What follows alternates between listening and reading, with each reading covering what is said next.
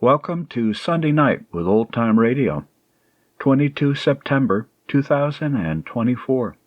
And we have a great program for you tonight.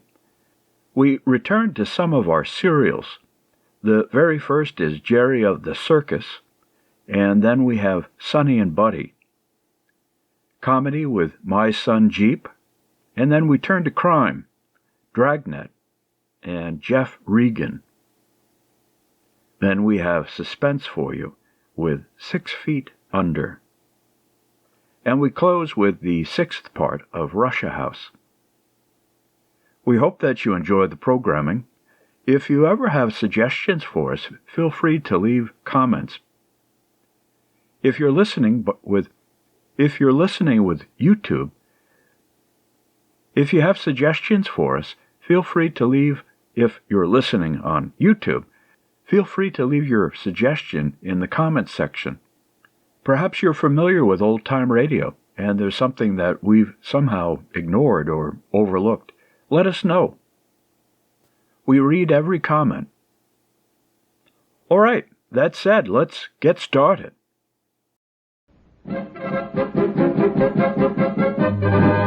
Jerry of the Circus.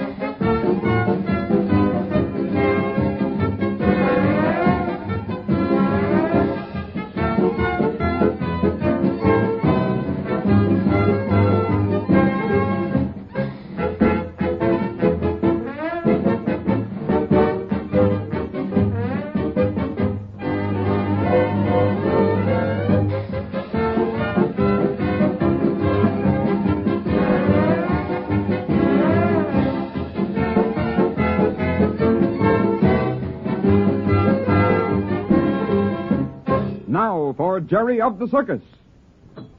I wish you'd tell me what you're going to do. Don't be so much in a hurry. I show you, or maybe I let you show me. How can I show you what you're going to do? Especially if I don't know what it's all about. You see, Jerry, Alfredo don't know any better. He never knows what he is going to do next himself. So how can he tell someone else? But he's putting those stakes into the ground for some reason. I tell you, I do this to amuse Rags. He is an invalid. He must laugh and get well quick. I think he likes these pounding, eh? You see, Rags? This is all for your own special benefit. You better this morning, Mr. Rags, huh? Says yes.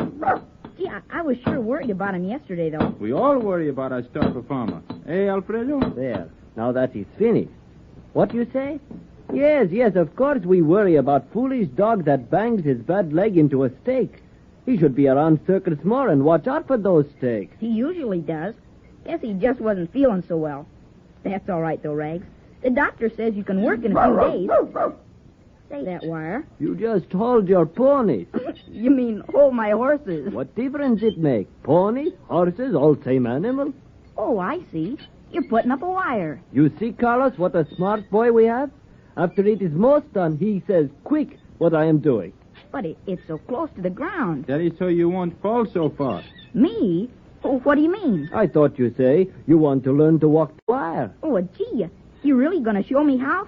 Oh, say, Rags, isn't it swell? Now, Rags can see how quick you learn. Or how quick I fall. There. That is nice and strong now. Look, I show you how it goes first. See? Nice and easy, like this. Gee whiz, it looks easy enough. Here, I'll lend you an old pair of my shoes. They're too small for me. Probably they're much too big for you, but you can try. Oh, say, here, Rags. You sit up on this top step and guard our wagon while I learn to walk on the wire. Now, take it easy, Jerry. Anyhow, I won't hurt myself falling. Hey, don't watch your feet. But how will I know where to put them? Ah, that is the trick. Now, watch me. See, I tap very gently with my foot before I put it down on the wire. Then you see, I put my weight on that foot and very slowly take up the other foot. Oh, I see. Then you bring it around and feel for the wire before you change your balance. That is right. Be sure you have a good place to put your foot down before you change your weight. Yeah. Now let me try. Hey, Alfredo, Jerry must think he is a windmill, huh? He swings his arms around just like... Hey, golly, I had to keep my balance. Yes, I see you balance yourself nice and flat on ground. Here, take my balancing pole. Oh, hello. Maybe you like my parasol, hey, Jerry? Oh, hello there, Carmen. Say, did you just see me fall? Sure, she's how you fall. Every time we make mistake, Carmen is right there. Yes, you fall just like Alfredo. He used to be all black and blue when he learned. You not like my parasol? It's better than balancing pole. No, that's for girls, a parasol. Maybe, but it is easier than pole. You see, it catch the air more like a sail. You remember, Alfredo, how easy it was the first time you used my parasol? I'll never forget it. You see, Jerry, Alfredo and I learned with the pole, and Carmen learned with the parasol. So Alfredo told her how much harder the pole was. We had the wire up pretty high. And Alfredo tell me he do the parasol easy, like rolling off a tree, huh? You mean rolling off a log? Yes, a log. What difference it makes? So he not wait to make the wire lower. No, he smart fellow. He tried the parasol up high. And he come down plump like parachute. Only the parasol turned wrong side out. I bet you were black and blue that time. I was, and so stiff I could hardly walk. But I learned to walk with parasol after that. He sure did. You see, it is entirely different. You wave the parasol over your head with one hand. But the pole, you hold that with both hands and not over your head. I think I'll learn with a pole first and close to the ground. You smart boy. All right, you ready now? Remember, don't look at the wire where your feet are, but watch it way at the other end. Yes, because soon, by watching wire at the end, you'll learn which way it is swinging. And you keep steady by watching it where it is most steady. Oh, I see. It might make me dizzy watching it sway back and forth under my feet, huh? That is part of it. But the real reason is you must keep your body straight, not let it bend. You keep your balance better, not to mention looking a lot better. Say, there's an awful lot to think about, isn't there? At first, yes. But as soon as you get used to it, you find it comes automatic, without thinking. Listen, you all talk. And look at poor Rags, lying there waiting for Jerry to try again and make a nice fall so he can laugh himself well. Come on now, Jerry. Better try again. Gee, this is fun. Now if I can just keep my balance till I get my foot up. Remember, keep your eyes on the other end of the wire. Good. You stand nice and straight like little Indian. Now be sure you have your foot steady on the wire before you put your weight on it. Good boy. Oh, Hey, well, phew. Lucky I catch you this time. golly, thanks. You sure saved me another black and blue spot. I guess I stepped on my other shoe. I should say you did. What do you boys do? Put great big shoes on Jerry. What do you try to do? What do you mean? We not have shoes for boy, but these old ones of mine, they're too small for me. So you think it not matter if they're too big for Jerry. You both crazy. He step all over his feet. He never learn in these shoes. They are kind of big. Kinda. They're big enough for two of you feet. Look, Jerry, the Bendini men always crazy. Never think. Just like little boy. But the women, they're smart. Like you, eh? Yes, like me. Now I get you all pair of my shoes, Jerry. You see our feet just about the same size. Gee, they are at that. And then someday, when these Bendini boys have time, we all three show you how to walk. Golly, I really think I could learn if my shoes weren't too big. I kind of was beginning to get the hang of it. Good. I look through my things and I find my old shoes for you. Well, hello, folks. How's my partner coming along? Oh, well, good. You sound kind of perky there, Rags. Too bad you come so late, Bumps. Jerry here walk on wire. You did? Oh, well, good. Let's see. No, not now. He cannot. Look at the shoes they put on the boy. It's a wonder he could walk at all. I'm going to get him some nice little ones of mine, and we try again some other time. All right, if you say so. Oh, say, I hear we're in for some bad weather ahead. And they say the grounds are awful in the next town. No, and it's so nice and sunny here. Where you hear that? Well, I was talking to Mr. Randall when a telegram came through from the advance agent, warning us about the next stop.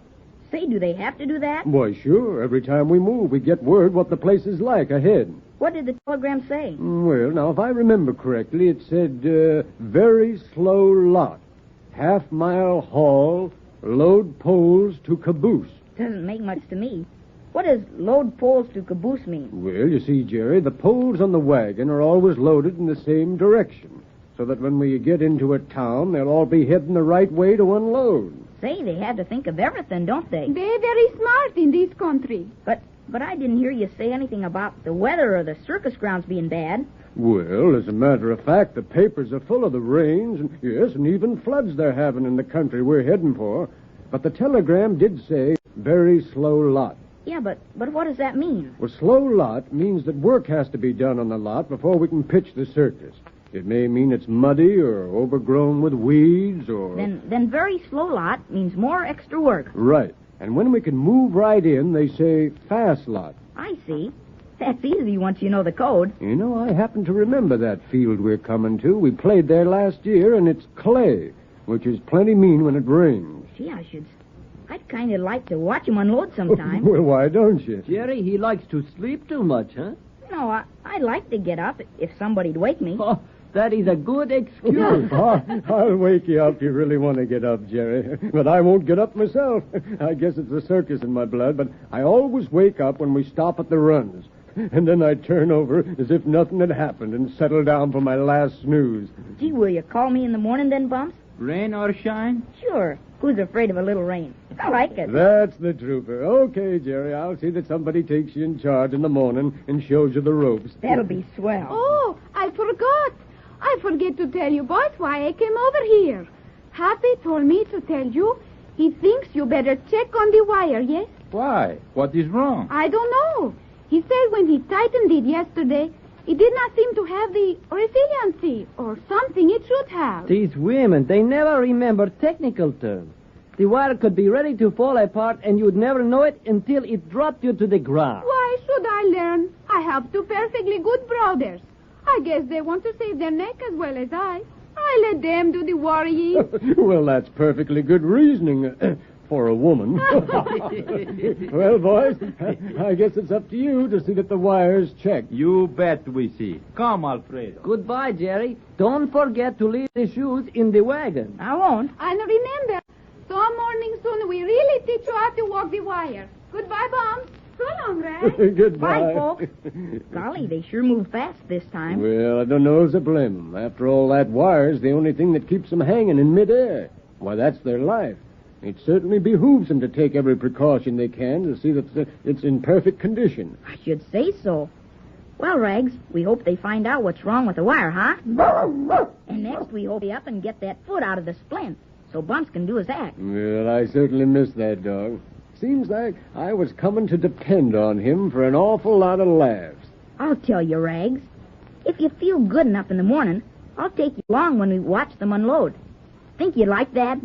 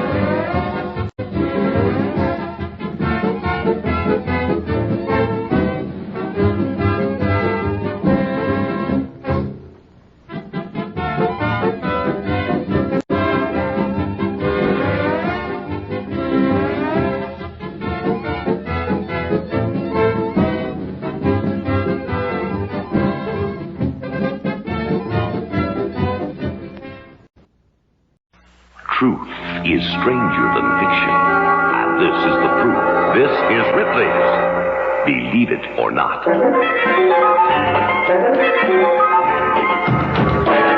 Thomas Thompson of Wolfley, Scotland, a professional chaser of ghosts, stepped out of a house from which he claimed to have driven a ghost and was struck dead by a bolt of lightning. Believe it or not.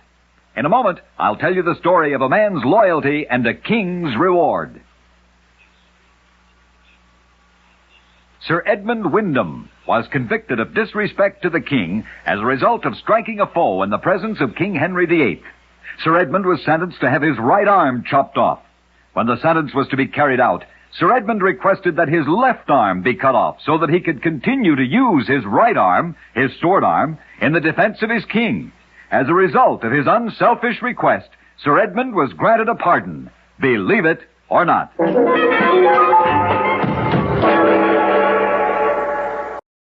Truth is stranger than fiction. And this is the proof. This is Ripley's Believe It or Not.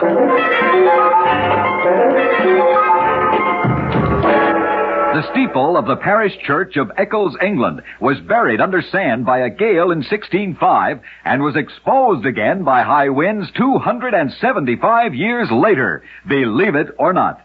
In a moment, I'll tell you the strange story of George Thompson. One of the most unusual expressions of sorrow was shown by George Thompson of Pomfret, Connecticut, who literally clothed himself in sadness. He did it as a mourning gesture for his fiancée, who died on the eve of their marriage. As a constant reminder of his great loss, he wore the clothing that he had planned to wear on his wedding day for the remaining 30 years of his life. Believe it or not.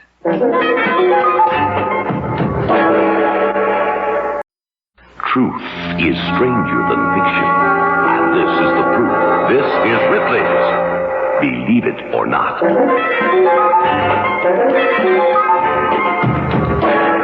A witch doctor in Angola, Africa, who wants to resign his profession, must attain an entirely new identity by wearing a mask day and night for a whole year. Believe it or not. In a moment, I'll tell you the weird story of a man who staged his own execution. Some men have been known to do strange things in the face of death, and Giuseppe Carracci certainly was one of them. Giuseppe was an Italian sculptor who was sentenced to death in Paris for attempting to murder Napoleon. He persuaded authorities to permit him to travel to the guillotine in the purple robes of a Roman emperor, and he rode in a golden coach which he designed especially for his own execution. Believe it or not.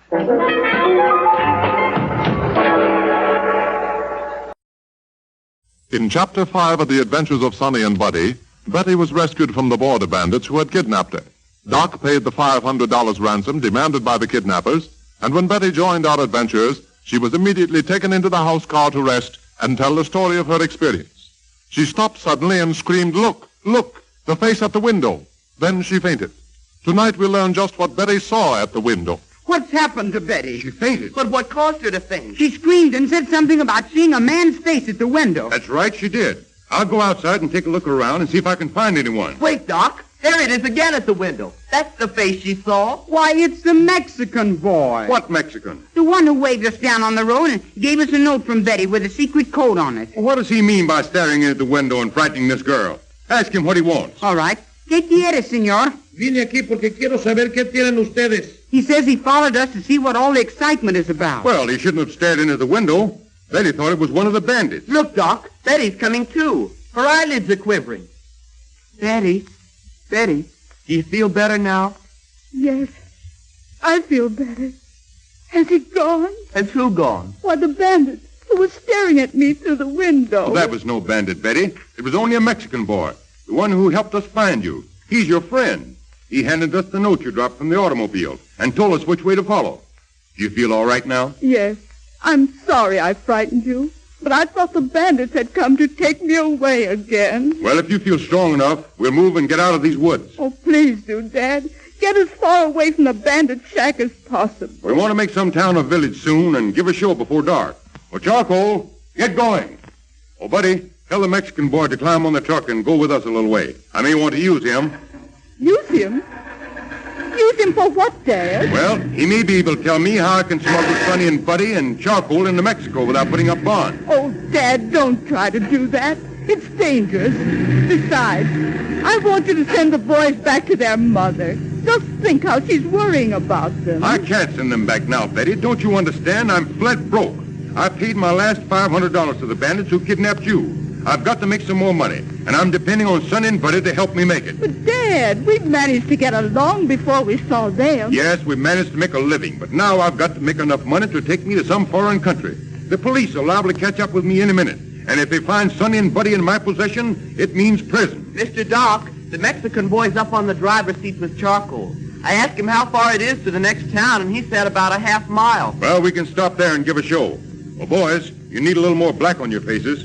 Well, Betty, do you feel well enough to play the piano and the calliope? Oh, yes, sir. I'm all right now. All right. Now pull yourselves together and forget those bandits. And remember, after the show comes a big feed in honor of Betty's safe return. And are we hungry? Mr. Doc, here's a little village ahead of us. You all better start the music now so the folks will know there's a show coming to town. All right, Betty, and give it lots of pep. And Charcoal, you see that cafe ahead of us? Well, as soon as you park the house car, go over there and tell the manager to fix up a big dish of fried chicken and all the fixings. We're going to have a banquet as soon as we finish the show. Well, here comes the natives. Stop here, Charcoal. Come right on up, folks. Step up close so you won't miss a single word. Young man, would you like to get rid of that wart on your nose? And you, madam, I know you would just love to have a full head of beautiful blonde hair, just like the famous movie actresses. Folks, this little bottle which I hold in my hand will cure any ill of man or beast. If you have lumbago, toothache, fallen arches, or ingrowing nails, you should by all means have a bottle of my tonic and toner. $1 per bottle. Now, while my assistant passes among you with the medicine, we'll entertain you with songs and jokes. And now our opening number, Little Rastas, a miniature model of a blackface comedian singing Pudd'nhead Jones.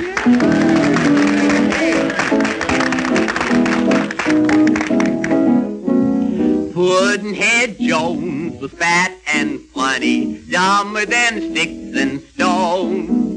And that's just why the kids all called him Pudd'nhead Jones.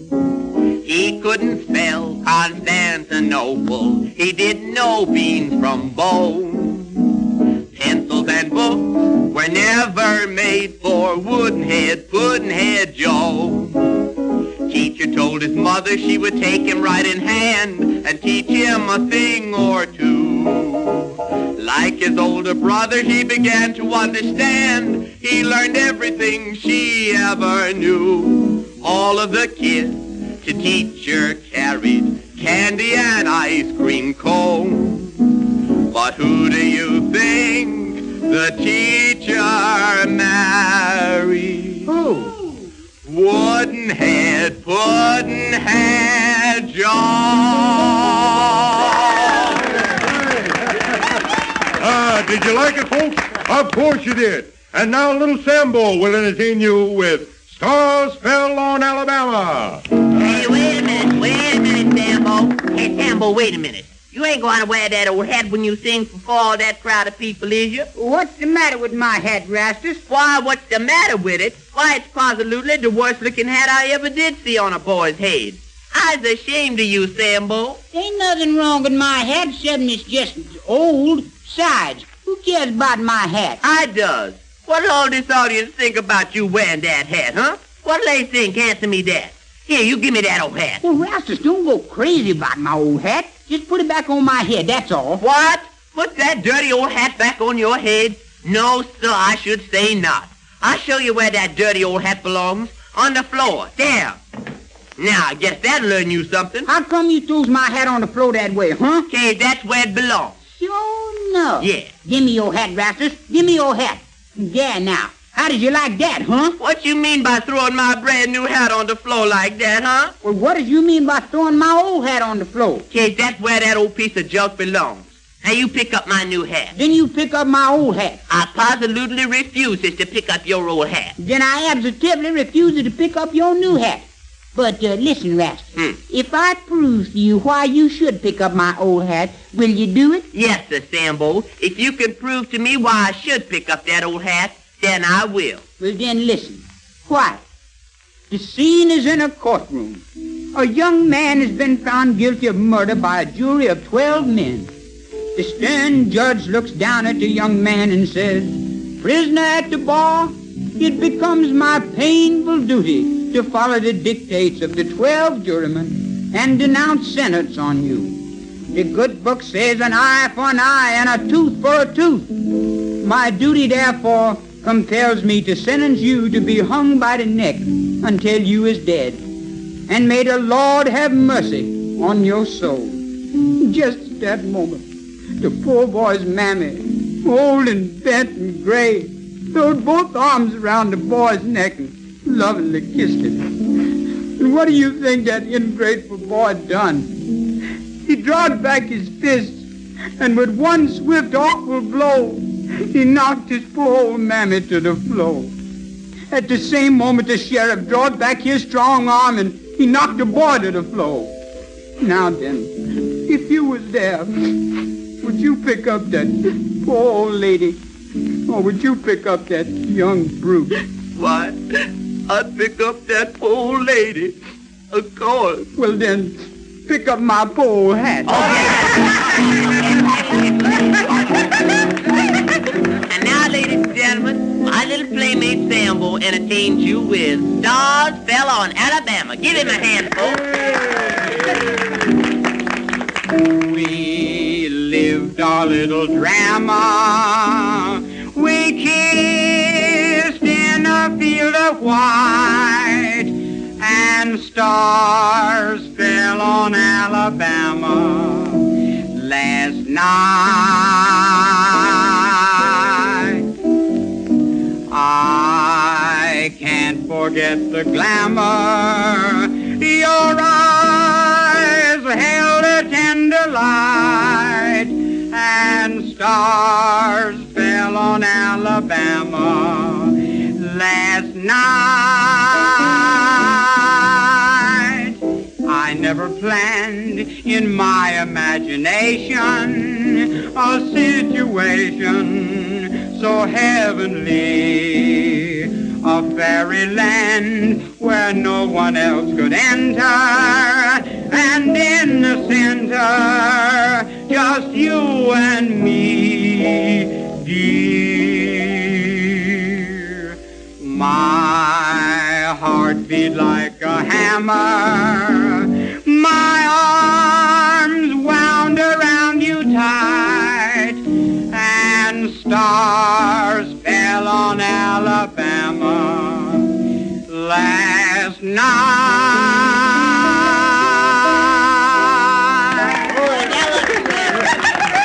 And that's all for tonight, ladies and gentlemen, and I thank you one and all for your kind attention. Here's the supper, Mr. Doc. Is you all ready to eat? Boy, I'll say we are. Look at all that fried chicken. Well, go inside the house car and sit down and eat. I have a man out here I must talk with. Oh, put the tray on this table, Charcoal. What part of the chicken do you want, Sonny? Well, I'll take the drumstick. And I'll take some of the light meat. Boy, this sure tastes good. I didn't realize I was so hungry. We wouldn't eat until after you were found, Betty. We were too excited. Oh, bless your heart. I believe you do like me, don't you? Of course we do, Betty. Well, let me fill your plate with some salad and vegetables. Well, boys, I hate to rush you, but you're going to have to finish your supper later. Betty, pack the supper in a box. Sonny and Buddy are going with this man. Going where? To Mexico. He has a friend who is going to smuggle you boys across the river into Mexico. Oh, Mr. Doc, we don't want to go with that strange man. Why, we don't even know him. Well, how do we know where he'll take us? Well, Charcoal is going with you. He'll see that you're taken care of. But I warn you, boys, not to try to run away. I'll take Betty in the truck and drive back to Laredo and meet you three on the other side of the river. Well, why can't you take Betty in the truck and go with us? Because the only way to get the truck into Mexico is to drive it back to Laredo and cross the International Bridge. Now, Charcoal, I want you to take this gun and stay close to these boys and look out for them. If anyone tries to harm Sonny and Buddy, you shoot and shoot to kill. Oh, Mr. Doc, please don't make us go with this strange man. Dad, are you sure you can trust him? Of course we can. That's his business, smuggling people. We'll go on with the truck and be on the other side waiting for you when you get there. You'll be all right. Goodbye, boys. Goodbye, Betty. I feel like we're never going to see you again, Betty. Oh, certainly you will. Now remember what I said, Charcoal. If anyone tries to harm Sonny and Buddy, shoot and shoot to kill.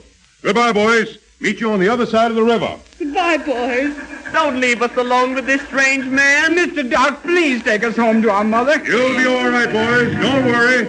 Goodbye. Mr. Doc, please don't make us go with this strange man. Mr. Doc, please take us home to our mother. Please wait, Mr. Doc, don't make us go with this please man. take us home to our mother.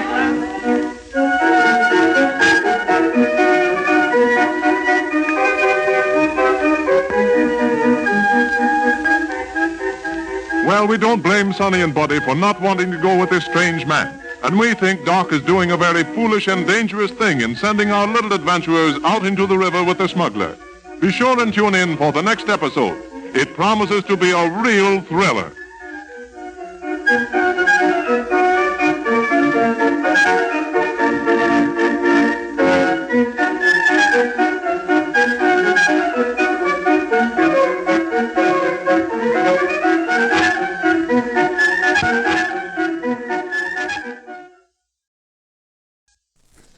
$0.30, 91, 11, carry 8.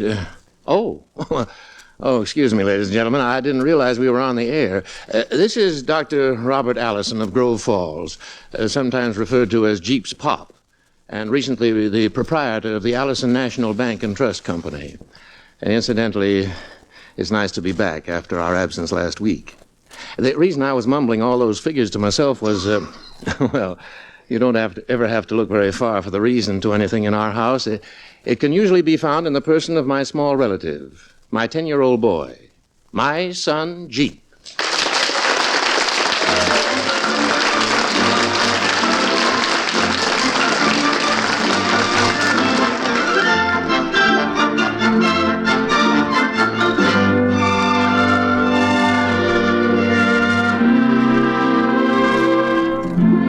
Yes, it's My Son Jeep, the bright and warm-hearted adventures of the Allison family of Grove Falls. Transcribed by the National Broadcasting Company and starring Donald Cook as Doc, with young Martin Houston as irrepressible, unpredictable 10-year-old Jeep Allison.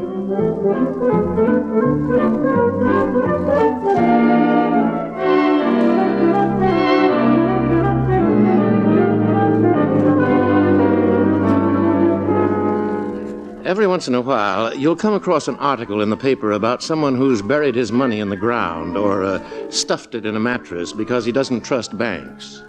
I suppose that's pretty silly, but last week, if I'd had an old mattress...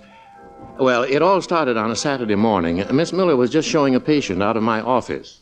Bye, Mrs. Burke. See you on Wednesday. Well, who's next, Barbara? Oh, nobody here. Just me. No more appointments this morning? Mrs. Burke was your 7th patient, Bob. Isn't that enough? Look at your book. You have 8 more appointments this afternoon. Oh, really? Well, that's pretty good. Do you realize your practice has been building steadily just since I've been working with you? It has? Well, never underestimate the power of a pretty receptionist. Oh, don't give me the credit. You're the doctor. That doesn't mean a thing. It's all you're doing. That's silly, Bob. Now, don't tell me. I've watched our male patients giving you the eye. They're like kids you have to bribe with a lollipop in order to get them to eat their spinach. You're the lollipop. I'm the spinach. Excuse me, Doctor. I brought the mail. Oh, thanks, Miss Bixby. Got a letter from your sister. Oh, I did? Where is it? Oh. Well, that's funny. A money order for $10. Margaret doesn't owe me any money. It's nobody's birthday. Why should she send me $10? Read the letter. Huh? You know any other way of finding out? Oh, well, of course. You never met Miss Spencer, did you, Barbara? No, but Jeep and Peggy have told me so much about it. Oh, well, now, isn't that sweet of Margaret? Listen to this. The money order is for Jeep. He can do what he likes with it, but I thought it might be a good idea if you started a bank account for him with it. It never hurts for a child to learn the value of money. After all, you don't want Jeep doing what you did when you were Oh, this part wouldn't interest you. Want to bet?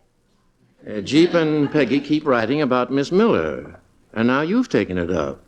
Your last letter mentioned Barbara 4 times. Well, this part wouldn't interest you either. This part definitely interests us, doesn't it, Mrs. Bixby? Yep. Keep going, Doctor. This letter is addressed to me. Oh, it's not fair to read part of something and not all of it. Keep going, Doctor. Well, all right. I mentioned Barbara 4 times. My sister Margaret has a habit of exaggerating. It seems to me from reading between the lines that you're getting a little interested. I think that's wonderful. I only hope Barbara feels the same.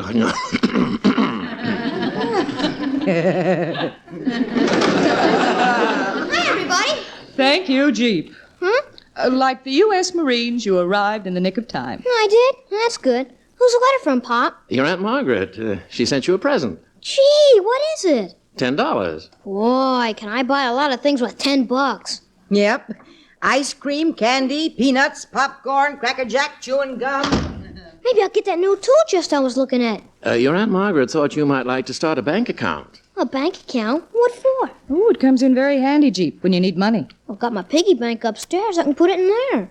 It won't stay there very long, though. Besides, if you put your money in a bank downtown, it'll grow. Huh? Well, sure, you get interest. What's that? That's what the bank pays you for using the money you deposit. You expect me to let some old bank use my money? Oh, no, I'm going to use it myself. You don't quite get it, old boy. They use your money, but it's always there when you want it, and the interest is extra. How much extra? Oh, 2.5 cents for every dollar you put in. Let's see how much that would be. 10 times 2.5. Gee, it's 25 cents, isn't it? Not bad. And don't forget, the minute your money goes into the bank, it starts working for you. Working for me, huh? All right, Pop, let's put my money to work.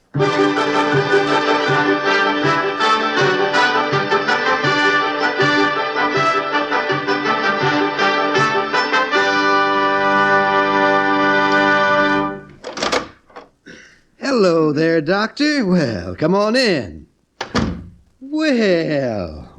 So this is the young financier, is it? That's right. Jeffrey, this is the president of the bank, Mr. Poindexter. Hi. I'm very pleased to meet you, Jeffrey. What are you going to use my money for? What? I told him that when money's deposited, the bank uses it and pays interest for it. Oh, I see. Well, Jeffrey, there's no telling what we'll do with your money. We might finance a new building downtown or buy some bonds with it. Oh, that was my $10? We'll use other people's $10, too. Well, give Mr. Poindexter the money, son. Oh, you sure I can get this money anytime I need it? Oh, absolutely any time, Jeffrey. Well, suppose I come in tomorrow for it and you send it out to work and it isn't here. Well, how long do I have to wait for it? Are you planning to come back tomorrow to withdraw your money? Well, I didn't say that. I just said suppose. Well, you wouldn't have to wait for it, Jeep. But he said it'd be out working. We'd give you somebody else's $10. Wouldn't that get you all mixed up? You give me somebody else's $10, then they come in and you give them somebody else's $10. Well, they have enough money to take care of everybody, Jeep. You sure, Pop? Believe me, young fella, your money is perfectly safe here. You have my word for it. Well, if you say so. Here. No, wait a minute. Now, what's the trouble? Suppose I run out of money over the weekend. How do I get some? The bank's closed. What would you like us to do, Sonny? Keep the bank open weekends for you? Gee, would you do that? Jeffrey, I don't want to rush you, but I'm a very busy man. Jeep, if you need money over the weekend, I'm sure you and I can come to some satisfactory financial arrangement. Now, give Mr. Poindexter the $10. Okay, here. No, wait a minute. What is it this time? Suppose you use my money to build a building and it burns down. Who loses, you or me? Me. I mean the bank. Are you satisfied? I guess so. Here's $10. Well, finally. If you will forgive my saying so, Dr. Allison, I never worked harder for less money in my life. I feel like I'd been through a ringer. I know just what you mean, Mr. Poindexter. Jeep usually has that effect on people who meet him for the first time.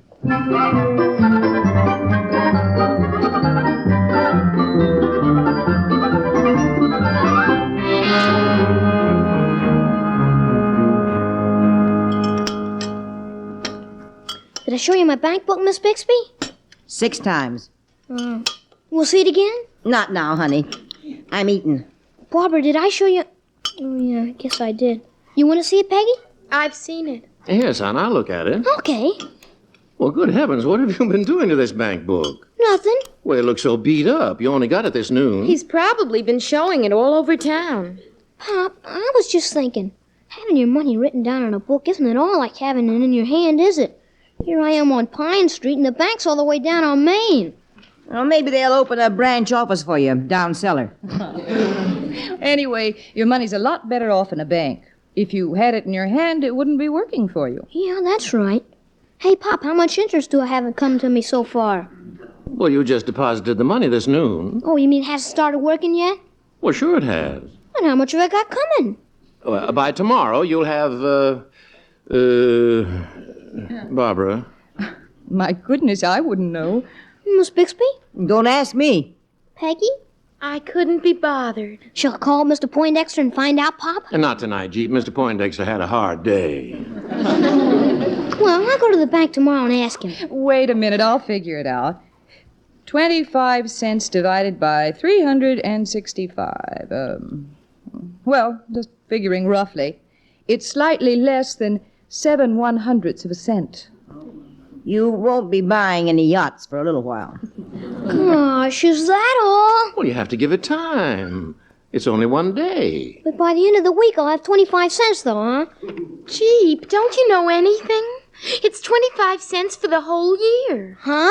That's right, dear. Gee whiz, Pop, why didn't you tell me that before? I thought you understood 2.5% per year. Golly! How perfectly infantile. All this fuss over $10 in a savings account. Roscoe has his own checking account. Who? Father, every time I mention Roscoe Entweiler's name, you say who? Oh, yes, the boy who took you out on your first date. What's a checking account? Well, when Roscoe needs any money, all he has to do is write a check. Who does he write it to? Oh, it depends. For instance, if he goes to a store to buy something, he makes the check out to the store. You mean he doesn't have to go to the bank to get the money? Of course not. Can he write checks in the middle of the night when the bank's closed? Of course. Why would anybody want to write checks in the middle of the night? Maybe he sees better in the dark. Then that's what I want, Pop. What? A checking account. A what? Gee, don't be silly. Don't you think that you should wait until you're just a little older, dear? No, I want one now. But you've already got a savings account. I want to swap it for a checking account. Well, what on earth for? You heard Peggy. Roscoe can write checks in the middle of the night. I assure you there are better times for writing checks.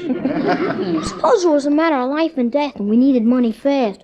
Could I call up Mr. Poindexter at his house in the middle of the night and ask him to come down to the bank and open up the safe for me?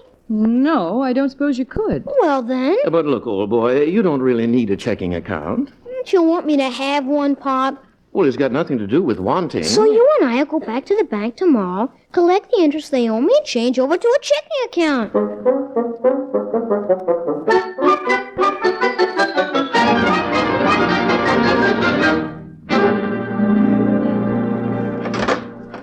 Come right in, Dr. Allison.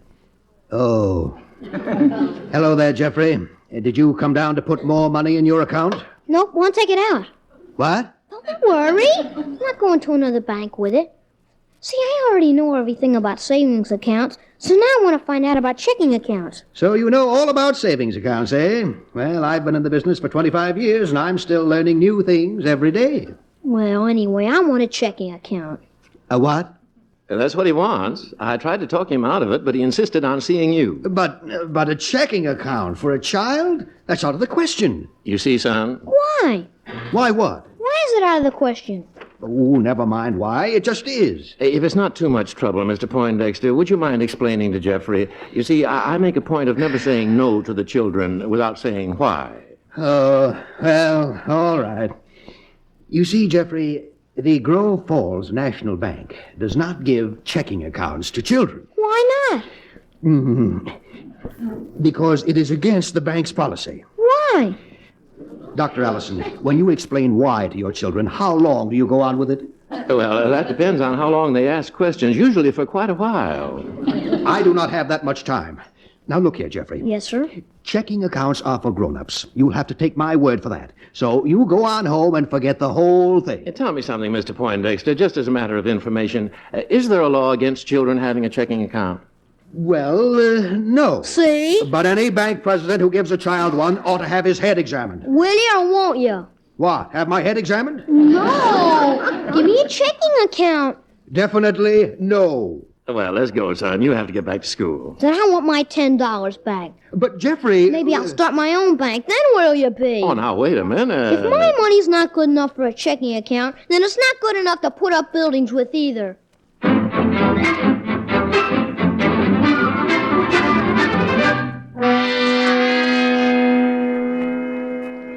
Jeep, I still don't see why you took your money out of the bank just because they wouldn't let you start a checking account. You're losing 25 cents a year. I don't care, Miss Bixby. I like the way they do business. Only grown-ups can write checks. Guess they forget that all kids are going to be grown up someday. Then where'll they be? Who, the children? No, that old bank. But you ought to be glad they turned you down. Every time you write a check, it'll cost you a nickel. How come? Well, a bank can't handle checks without getting paid for it. Well, why not? Aren't they using the money? Well, it's not the same thing with a checking account. It's all pretty complicated, ain't it, Jeep? Yeah. I guess you better keep this $10 for me, Pop. I can come to you when I need some of it. You mean you want me to be your banker? Yeah. Hey, that gives me an idea. Almost anything gives you an idea. You'll be the bank, Pop. And I'll have a checking account with you. Then when I owe somebody money, like when I borrow from Peggy, I can write it on a piece of paper just like it was a check. Peggy can come to you for the money. No, she can't. Why not? Because I'm not going to be the bank. Oh, Pop, why? Never mind why, I'm just not. You told Mr. Poindexter that you never say no to us unless you explain why. All right, Doctor. Explain. All right, I will. Go ahead. Well, wait a minute. I'm trying to think of a reason. Well, it's too much trouble. Oh, well, not really too much. It's just... Well, all right, I'll be the bank. What are you laughing at? I was just thinking, even when you argue with yourself, you lose. So you'll be the bank, and I'll write checks, huh, Pop? Yeah. Matter of fact, I think I got an old checkbook I ain't used in years. Gee, Miss Bixby, can I have it? Don't see why not. I think it's out in the kitchen. Okay, hand over the $10. Huh? The $10. Come on, if I'm the bank, I have to have your money. Oh. What's the matter? Don't you want to give it to me? You want to call the whole deal off? No, but I haven't written any checks yet. Why do I have to give you your money till I write some checks? Because the Allison National Bank and Trust Company has a strange policy. No money, no checks. Okay, here. Yep, I found it. Here you are, Jeep. Thanks, Miss Bixby. Can I try it out? Well, why not? I've got the money. Here's a pen. What do I write? Well, now, put the date up here. That's right. Now, down here where it says pay to the order of, you fill in who the check's for. Oh, I see. Shall I make this out to you, Miss Bixby? Sure. All checks gratefully received. That's it. Now, how much is the check for? Let's make it out for 25 cents. Well, since this is your first check, let me show you how. Now, you write the figures here. And you write the full amount here. No dollars and 25 cents. There. Now, you sign it. Now, give it to Miss Bixby. Okay. Here, Miss Bixby. Much obliged. Here, Doctor. Oh, you want a quarter. All right. Here. Now, you got to give the quarter back to me. Yeah. What for? I didn't know it to you. Oh, that's right. You didn't. Here. Well, I give the quarter back to you, Pop. That's right. Thanks. All straightened away now, huh? Yeah, put the quarter in my account. Well, why? The quarter belongs to me. Oh, it doesn't. Well, what are you talking about? I just handed it to Mrs. Bixby. But you got a check for it. Well, certainly I take that quarter out of your $10. No, I didn't know anything to Miss Bixby. Oh, that's right. You didn't. So now I have $10.25 in your bank. Oh, now, wait a minute. What about this check? Oh, I forgot all about that. That's another 25 cents. Now you owe me $10.50. Gee, you can make money with these checking accounts. Somewhere, somehow, something is crazy. I'm beginning to understand why Mr. Poindexter said no.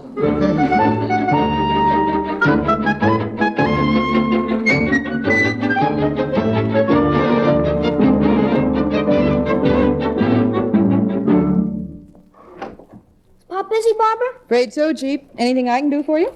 Well, the new issue of Incredible Stories just came out today, and I've got to get a copy. It costs 35 cents. Well, I'll lend you the money, dear. You don't have to. Got a checking account. But I can't write the check to the drugstore, so I'll get the money from Pop. Well, then write a check and make it out to cash. Where's your checkbook? Here. My, you don't have very many checks left. Well, I've been pretty busy. Oh. See right here where it says pay to the order of? You write the word cash. That's all you have to do. Gee, that's pretty good. When you need money, you write cash on the check, and you get cash. That's right. Where will I get the cash from? Well, anybody you give the check to. You can give it to me. And you'll give me 35 cents. Correct. Oh, I get it. You'll give Pop the check, and he'll give you the money. Go to the head of the class. Sure can do an awful lot with a checking account. How'd I ever get along without one before? Okay, here. Here's your 35 cents. And here's your check. Barbara, there'll be a messenger coming by from the hospital to pick up those x-rays. Oh, hi, son. You want to see me? No, so Barbara took care of everything. So long, see you later. What'd you take care of? He needed 35 cents for another science fiction magazine. So he wrote me out a check. Well, doesn't that kid do anything but write checks? I have 5 here. You owe me $1.46. Well, what's he doing? Bringing you a check every hour? He just brought in this last one. His friends brought in these others. His friends? They've been coming here to the house? In droves. Oh, I had no idea Jeep was writing checks outside the house. Jeep has been writing checks everywhere. Now, let me see. Pay to the order of Boots Douglas, 18 cents. Tommy Barton, 11 cents. Skeeter, 9 cents. Skeeter? Skeeter who? Doesn't he have a last name? Bobby Frazier, 73 cents. Bobby hit the jackpot. Cash, 35 cents. Well, who's this kid Cash? He doesn't seem to have a first name. Oh, Bob, come on. Come on, where? Look, Cash, K-A-S-H. It is supposed to be C-A-S-H. Get it? Oh, well, why didn't he spell it right? I have to be a bank. I don't have to be a mind reader. You still owe me $1.46. Well, I wish I'd never started this whole thing. Here. Thank you. Well, if it gets any worse, I'll have to hire a bookkeeper just to take care of Jeep's account. Doctor, you owe me $4.05. What for? I already gave you the household money for this week. Oh, it ain't that. I've been paying on Jeep's checks. Again? Still. Been going on 3 days. Miss Bixby, don't you think you're cashing too many checks for Jeep? Now, what am I supposed to do when they come to the door and ask for money? Who? Oh, I don't know half of them. But every 10 minutes, it seems like, the doorbell rings and there's another child with another check. Well, one thing you have to admit, Bob, Jeep's certainly not hoarding his money. Well, how many checks have you, Miss Bixby? 12. 12? Well, what's he buying, the Taj Mahal? All I know is he's brought home more marbles and toys in the last few days than I ever saw before. Anyway, you still owe me $4.05, Doctor. Well, you'll get it. When? Oh, here. Thank you. Now, if anybody else shows up with a check, I'm going to tell them the bank's closed for the day. What do you suppose Jeep wants with all those marbles and the toys? Well, maybe he's trying to corner the market. Father, you owe me 30 cents. Now, I know you've got one of Jeep's checks. Well, how did you know? I took a wild guess. I'm glad you appreciate my wit. Here, Peggy. Pay to the order of Benjamin Franklin. Oh, no. Now, this is going too far. Well, what's the matter with that, Father? Well, a joke's a joke, but do you happen to know who Benjamin Franklin is? Well, certainly. Do you happen to know that Benjamin Franklin is dead? Oh, Father, don't be ridiculous. I saw him in school this morning. You saw Benjamin Franklin in school? As a matter of fact, we walked part way home together. You walked home with Benjamin Franklin? Yes, I did. Well, you know him, Father. His family runs Franklin's Meat Market. Oh, well, that Franklin. Well, I was thinking of somebody else. Oh, in all my months in this house, that was the weirdest conversation I ever listened to. Very funny, I'm sure. How did you happen to get this check, Peggy? I cashed it for Mary Patricia Pearson. Well, how did she happen to get it? Well, Mary Patricia cashed it for her brother. Here we go again. And her brother cashed it for Boots Douglas's brother, and he cashed it for... Oh, never mind. I get the idea. Here. Here's your 30 cents. You've already paid me, Father. There, you see how mixed up I'm getting? Oh, why didn't I have the strength of character that Mr. Poindexter showed? Why didn't I say no?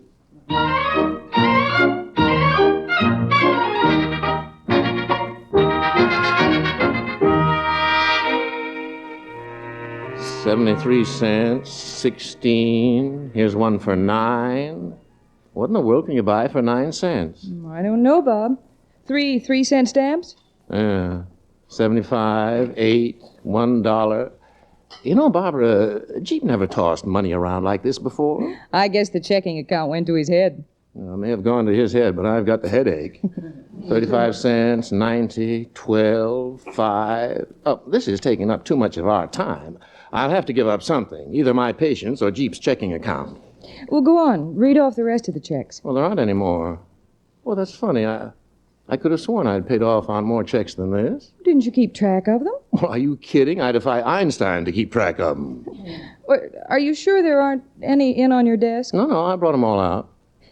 You did go to the bank yesterday, Bob. What's that got to do with it? Well, couldn't you have deposited some of Jeep's checks along with yours? Barbara, occasionally I may be a little harassed, but I'm not yet completely crazy.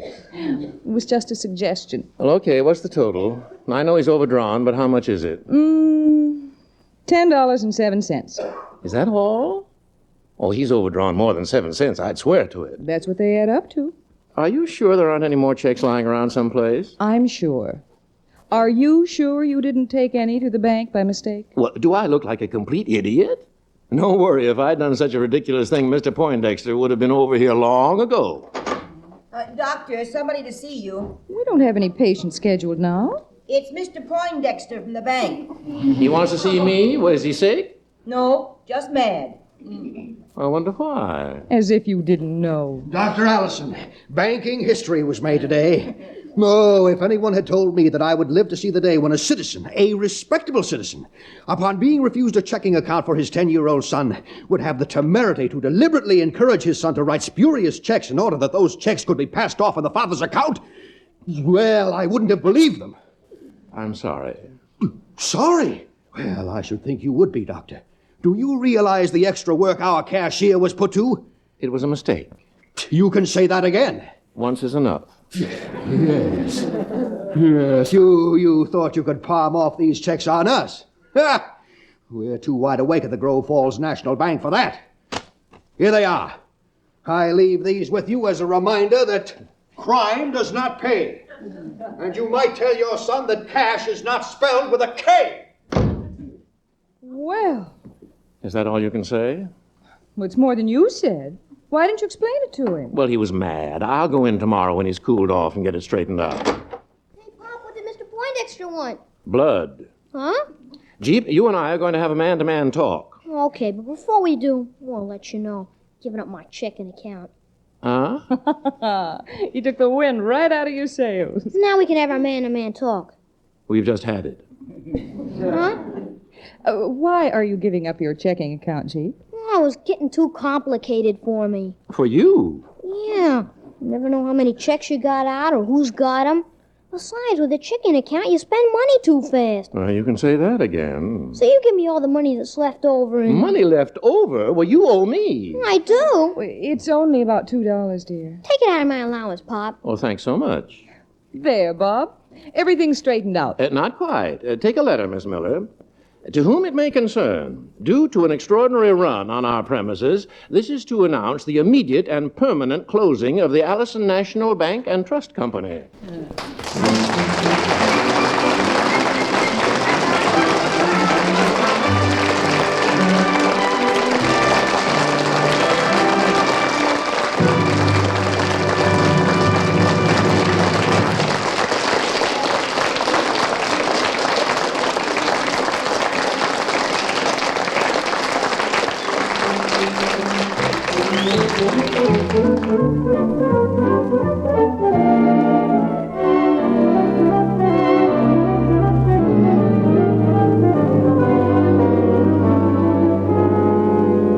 My Son Jeep was created and written by Walter Black and William Mendrake and directed by Dan Sutter.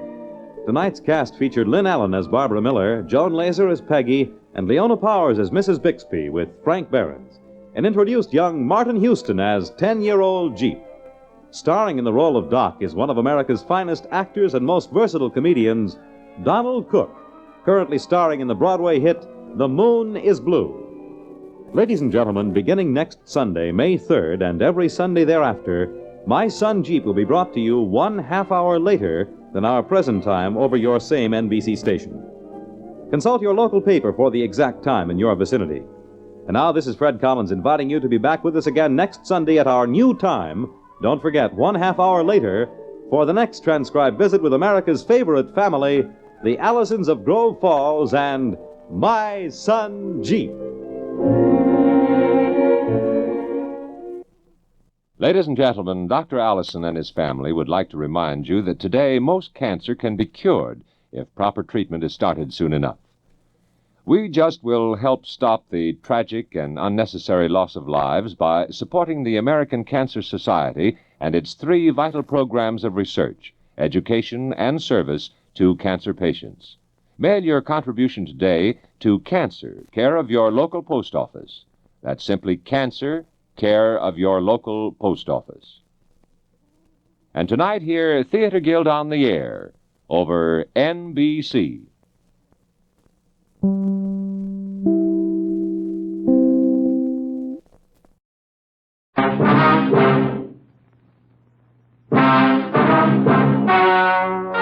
Ladies and gentlemen, the story you are about to hear is true. Only the names have been changed to protect the innocent. NBC brings you Dragnet.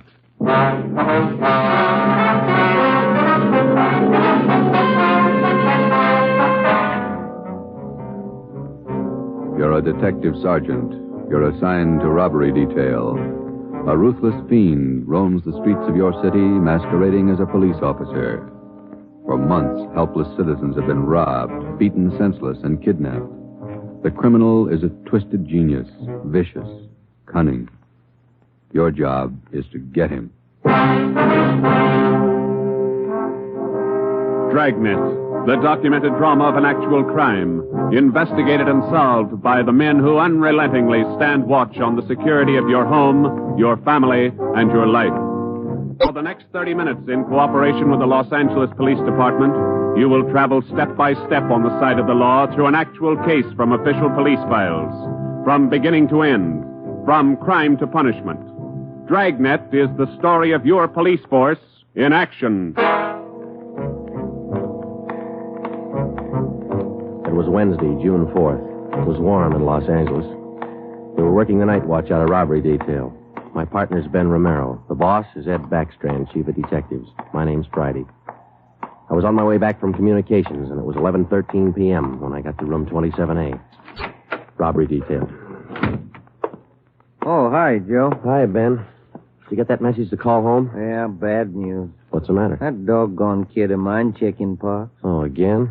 Last year it was the mumps. Year before that, the measles. Every time I get set for a vacation, he decides to catch something. Oh, forget it, Ben. Think what a comfort he's going to be in your old age. Go ahead, laugh. You'll find out. Yeah. How are you, Friday? Romero? Fine. What can we do for you? You don't look like you remember me. Oh, no, wait a minute. Name's Savage, isn't it? George? Johnny, Sergeant. Johnny Savage. Remember now? Oh, sure. Those liquor store robberies out in the Wilshire district. About 6-7 years ago, wasn't it? 10 years, Romero. You ought to remember that. You were at the trial. We testify in court every week. 10 years is a long time. It's longer in the state pen. It's a lot longer. Now, you cried a little at that trial, didn't you, Savage? You said we beat that confession out of you. Yeah, that's why I figured I'd drop in for a little visit. Kind of apologize to you fellas. You gave me a square deal. I guess I kind of lost my head. I figured I'd apologize. Oh, that's all right, Savage. When'd you get out? A couple of weeks ago. I did it the hard way. Served 10 flat. I don't know my day. You find a job yet? Yeah, Friday. I'm working nights. What kind of a job? Laborer in a warehouse, south end of town. Good. You decided to level? 10 years in prison's a long time. You learn a lot of things. Nights are long, you think a lot. You get things straightened out. I hope you mean that. Sure I mean it, Friday. I've got everything straightened out. I know who my friends are, and I know who to watch out for. You sound like maybe you're on the right track. I got it figured, Romero. Unlike you two fellas, you caught me red-handed, and you sent me up for 10 years. Well, you did all right, Savage. 5 armed robberies. You got off pretty easy. You got a break, Savage. Make the best of it. Sure, I'm not kicking. 10 years, a real break. That's right. Well, just dropped in for a little visit. Maybe I'll see you fellas sometime. All right, Savage? Keep your nose clean? Sure. No hard feelings. No. You just took 10 years of my life, that's all. There's no such thing as a man going through prison without changing. And Ben and I have seen him switch in both directions. Some men learn their lesson after they land behind bars, and when they're released, they turn into good citizens. Johnny Savage was sour. We made a mental note to check him out later on, and then we went down to the record bureau and pulled his coming out mug. That's about all that we had time for, because about an hour later, we started to get busy. Hot shot, Joe. Grab it. On the corner of Selma and Naples, the drugstore, 211 and probable attack. On the corner of Selma and Naples, 211 and... What you got, Joe? Selma and Naples, 211 and attack. Come on.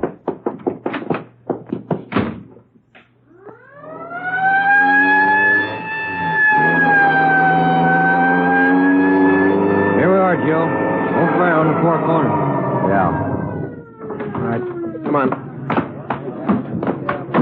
We got the story from the victim, the store owner, Mr. Thomas.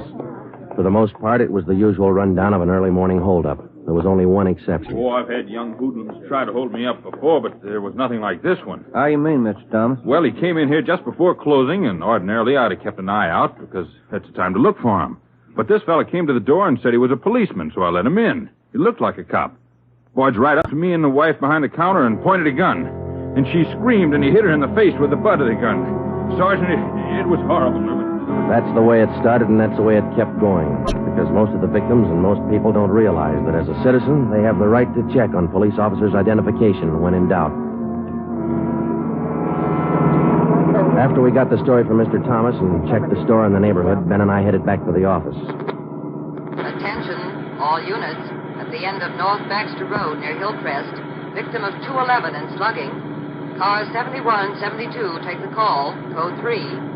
Attention, all That's units. 4 blocks away from the last one. Let's roll on it, huh, Ben? Right, I'll hit the siren. You get the light.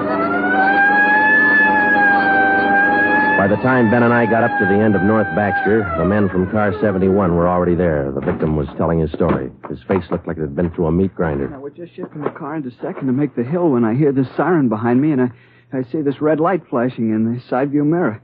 Well, naturally, I pulled over to the curb, and I was just reaching for my driver's license when the cop runs up, yanks me out of the car, and starts clubbing me in the face with the butt of his gun. Did you get a look at him? Think you can describe him? No, I'm afraid not. He swung me around and kept me staring into that red light on his car all the time he was beating me. After a while, everything just went black. When I woke up, my wallet was gone, all my money's... 45 minutes later, Ben and I were interviewing the third victim, a young housewife out in the Wilshire district. Same trademark. I tried to tell him much. I tried to tell him I didn't have any money, but he wouldn't listen. He kept holding me by the throat, beating me with his fist like he enjoyed it. Beating me. Yeah, all right, Mrs. Jameson. Could you tell us how he got in the house? He came in the front door and rang the bell. I opened the door, but I left the burglar chain on. He said he was a policeman. So when he demanded I open the door all the way, I did. Then he grabbed me. And you can't describe the man for us, Mrs. Jameson? He was tall, and he had dark hair and big hands. That's all. It was like a nightmare. A horrible nightmare. Tall, dark hair, big hands. Your guess the same as mine, Joe? Maybe. Let's wait and see. Come on, let's check with the boss. Hi, Mike. Hi. He's waiting for you in there. Come on, Ben. Chief of Detective's office. Hannon. Sit down. Yeah, Skipper. All right, you two, let's have it. The guy with the red light? Yes, the guy with the red light posing as a policeman. Why hasn't he been picked up? You know as much about it as we do, Ed. We got our first call around midnight. He knocked over a drugstore out on Selma. He hasn't stopped working since. Didn't you get any definite lead on him? No description, no license number? Nothing. He's tall, big hands, dark hair, that's all. Fine. Either of you got any ideas? Could be anybody, Skipper, with that description. You're sure it wasn't anybody on the force? We sent all the victims down to personnel. Lowry showed him the mug book of all police officers. Wasn't one of our men. Works fast. Drugstore, motorist, a pedestrian, a housewife out in the Wilshire district. Went right in the house after her. 4 of them, right in a row. 5. Huh? There's a 20-year-old kid in the next room. Came in just before you got here. A couple of hours ago, he was sitting in a car with his girl up in Mulholland Drive. This red light bandit comes along, slugs him, and kidnaps the girl. Kidnapped? She still missing? Not a trace. When did this happen? A couple of hours ago, they brought the kid over from Georgia Street Hospital. We can talk to him now. He's had a bad time. Right in here. Okay. Pete, we're going to have to ask you a few more questions. Oh, yeah. Okay. It feels a little better now. This is Sergeant Friday and Sergeant Romero. Hi, Pete. Hi. Can you tell us what time the trouble started? Oh, about 10:15, 10:30. Sally and I were sitting in the car talking about where we were going on our honeymoon. We're going to be married next month. And then this car pulls up behind us and starts flashing a red spotlight on us, and a guy runs over and pulls open the door. He said he was a cop. Did you get a good look at his car, Pete? I think it was a black sedan. Did you get a look at the man, Pete? No, I didn't. It was pretty dark, and he kept me staring into that red spotlight. It all happened so fast. Then he started slugging me, and I went down. What happened then? Well, the next thing I knew, Sally was screaming. He had one hand on her throat, and he had her backed up against the side of the car. He was beating her with the other hand. Some kind of a short billy club. Well, I got up and I started for him, and he slugged me again. When I came to, Sally was gone. Anybody check the area up there, Ed? Yeah, Davis and Griffin. Didn't find a thing. Oh, Sergeant, you gotta find her. You got to. I wouldn't know what to tell her folks. I wouldn't know what to say. That's all right, Pete. We'll find her. You take it easy. Got a hotshot, Ed, up in Summit Road near Westmore. A woman, unconscious. Ambulance follow-up. Possible dead body. All right, Hannon. Look after Pete here. Friday, Romero, let's go. Up ahead, Romero, to the right. Okay, Skipper. Yeah, there's the ambulance and the cruiser car. You're a lonely-looking spot. All right, come on. Hiya, Doc. What'd you find? Hiya, fellas. Right over here. Just gonna take her in. Where'd you find her? Over there, by the side of the road. Somebody driving by saw her. They called us. Any identification? This bracelet on her wrist. To my dearest Sally, from Pete. December 25th, 1947. That's a girl, all right. What are the chances, Doc? I wouldn't bet on them. Pretty bad shape. Well, have you seen enough? Yeah. Friday, Romero, call the crime lab and check the area for footprints and tire tracks. I'll ride back in the ambulance with the girl. If she regains consciousness, I want to talk to her. All right? Okay, Ed. I'll meet you in the office by 8:30. We're working straight through till we get this guy. See you at the office, Skipper.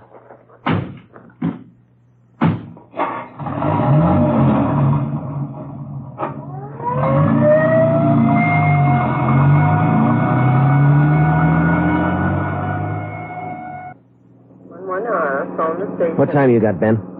7 minutes to 4. Long night. Hey, that car up there ahead. Let's take a look at it, huh? Black sedan. Hey, look, he's flashing a red spot on that convertible. Come on.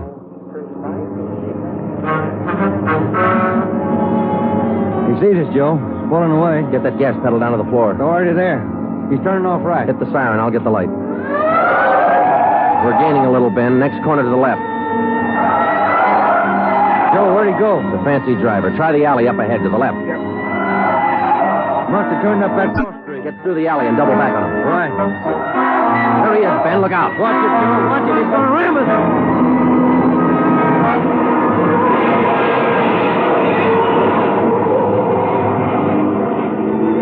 We got hit just in front of the rear bumper. Our car was forced into the curbing and it turned over.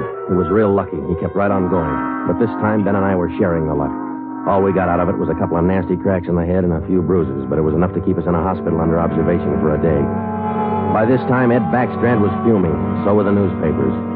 During the day we spent in the hospital, the red light bandit went on a real blitz. He pulled 6 more jobs, 1 liquor store, 2 residential holdups, and 3 car robberies.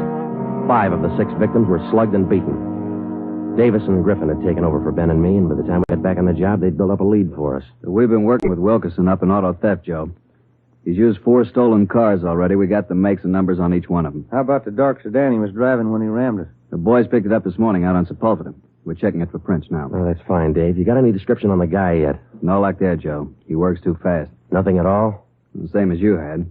Tall, black hair, big hands. Loves to use them. Friday, Romero, got a minute? Okay, Skipper. Check you later, Hyundai. Sure thing, boys. Sit down.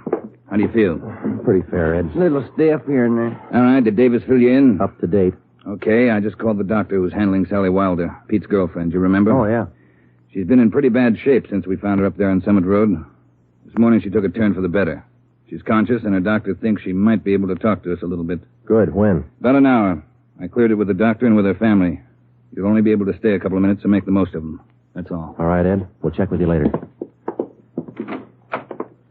Say, Joe, Ben, here's some mail came for you fellas while you were gone. Oh, thank you, Mike. We're going over to the county hospital. We ought to be back in a couple hours. Okay. Say, there's been a couple of phone calls, too. Yeah, anything important? I don't think so. The guy just called to say hello. Said his name was Johnny Savage. He just called to say hello. I presume you men are aware of the girl's critical condition. Yeah, that's right, Dr. Froman. We saw her before she was taken here at the hospital. Yes. You understand, of course, that you'll be able to see her for only a few minutes, and please try your best not to excite her, huh? Right, Doctor. Sally isn't able to talk. Bad mouth and face injuries, so your questions will have to be answered simply yes or no and nod of the head. Okay, we got you. We only have a few questions, and we want to know if she can identify the man who beat her from these pictures we've got here. All right, Sergeant. This way, please. Thank you. Sally, these gentlemen are from the police department. They'd like to ask you a few questions. Now, there's no need to be nervous or afraid. Just simply nod your head yes or no. All right, Sergeant. Sally, did you see the man who attacked you? Yes. She says yes. Did you get a good look at his face? You did. All right, Sally, now you can answer these three together, just yes or no. Was he tall? Did he have dark hair? Did he have large hands? He did. Ben. Oh, yeah, Jim. Hand me the folder. Yeah. Here you are. There's just one more thing, Sally. I'm going to show you some pictures now. Take all the time you want before you make up your mind about each one. If you recognize any one of these men as the person who attacked you, just nod your head, all right? All right, that's fine. Good. Here's the first one. No? All right, here's the next one. No. How about this one? No? All right, here's another. You recognize him? This was the man? Are you sure, Sally? Thank you. That's all. Let's go. Did you find what you wanted, Sergeant? Yes, Doctor, we did. Here, it's this one. Nice-looking chap. Who is he, Sergeant? His name's Savage, Dr. Froman. Johnny Savage. When we got back to the office, we checked in with Ed Backstrand. In 5 minutes, an all-points bulletin and a full description of the suspect was broadcast to every radio car, every motorcycle officer, to every sheriff and law enforcement agency in Los Angeles and Southern California. By nightfall, the manhunt was on. More than a dozen extra patrol units were called in for duty that night, and when they pulled out of the police garage, the name, the picture, and the full description of Johnny Savage was in the possession of every officer. The same for the patrolmen. Whether they walked a beat downtown or out in the residential areas, the picture of Johnny Savage went with them. Everything was done that could be done. On the second night of the manhunt, far out on the edge of town, Johnny Savage, the red light bandit, got his 12th victim, a 63-year-old storekeeper. Attention, all units. 939 Markham Street, near Clark. 211 and slugging, code 3. Ambulance dispatched. All units. 939 Markham. Here it is, Skipper. Tie in. What'd you get? Wilkerson lifted the prints off that black sedan that rammed Joe and me. Yeah? They belong to Johnny Savage. Yeah, good. That storekeeper last night. It is Savage, all right. Victim identified him from his mug. All right. We got enough of this Savage guy to put him on ice for life. All we have to do now is to get him. Well, look, the way we figure it, Ed, this red light bandit is using stolen cars with cold plates, so there's no way of tracking down the cars at regular commercial garages. He's got to be renting private garages someplace around town. All right, let's get the neighborhood patrolman on the job. Advertise it. All over town. It's a city ordinance, isn't it? People who rent private garages are bound by law to register the car and license number with the police. Start a campaign if you want, but find those cars. Right. Wait a minute. Hello, Backstrand. Yeah? When? I see. Yeah, thanks. What is it, Ed? It was the hospital. About the girl, Sally. Sally Wilder? What about her? She died 5 minutes ago. That night, everybody went back on the job as usual. The cruiser cars, the patrolmen, the motorcycle officers, and about a dozen decoy cars. Armed policewomen riding alone in cars or parked in lonely spots with a police officer escort. Our car, 80K, was still in the garage for repairs, so they assigned us another one. And we started to make the rounds. Everything was usual. Except one thing. We weren't tracking down just a thief anymore or a sadist who liked to put people's faces in. We were out to get a murderer. It was a perfect night for the suspect. Dark, no moon. I gave Ben 2-to-1 odds, and I put up $5 that we'd get Savage that night. I lost the $5. We cruised until 7 the next morning, but there wasn't even a nibble. We had breakfast at the Federal Cafe, a little restaurant down the street from the city hall, and it was about 8:15 when we got back to the office. We were pretty tired. Robbery detail, Romero. I would like to speak to Sergeant Friday. Just a minute. For you, Joe. Okay, thanks. Friday talking. Sergeant Friday, I want to talk to you. Well, I'm listening. Go ahead. I want to talk to you in person as soon as possible.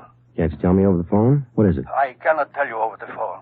It is very important. Can you come now? Well, now, look, mister, I'm awful sorry, but we're very busy down 554 Ramona Avenue. Can you come now? Well, what's this all about? Who is this speaking? My name is Carl Savage. My son's name is John.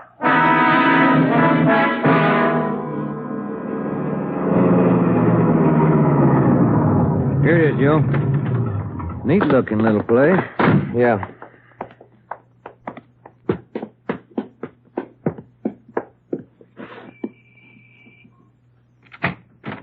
Yeah? I'm Sergeant Friday. You Mr. Savage? Yeah, come in. Okay. This is my partner, Sergeant Romero. How do you do? I will be brief, gentlemen. I am the father of John Savage. I wish for you to catch him. I will help you. I noticed the name on the mailbox outside, Mr. Savage. Changed your name lately? I changed my name 10 years ago when John first got into trouble. My own name I had to change. The shame. Always from him, my son. Shame. Mr. Savage, has your son been home since he got out of prison? Yeah, many times to ask for money. I would not give him any, so he struck me. Last night I read in the newspaper the little girl he beat up. She is dead. Then I make up my mind. Do you know where your son is now, Mr. Savage? Not now, no. But our garage has a car in there. It is not his, I know. Also in the garage, I find many license plates. I find spotlights with red glass lens. But you don't have any idea where we could find him. No, but he will come back. He always comes back for money. We're going to station an officer here in the house, Mr. Savage. Anything you want, if it will catch him. He's bad, Sergeant. Like something poison. All through, he's bad. See a sewing basket over him, Mr. Savage. The wife live here with you? 10 days ago, before this starts, I buried Gertrude, my wife. Sergeant, for 10 years she's sick, but for 10 years she stays alive to see him from prison. 10 days ago, she died. He did not even come to the funeral. Did your son have any idea that you might call us? No, I don't think so. But when you catch him, give me a gun. With my own 2 hands, I will kill him. Johnny Savage. Before we left, we called Ed Backstrand and we brought him up to date. He sent 3 detectives out to relieve us, Davis, Griffin, and Marsh.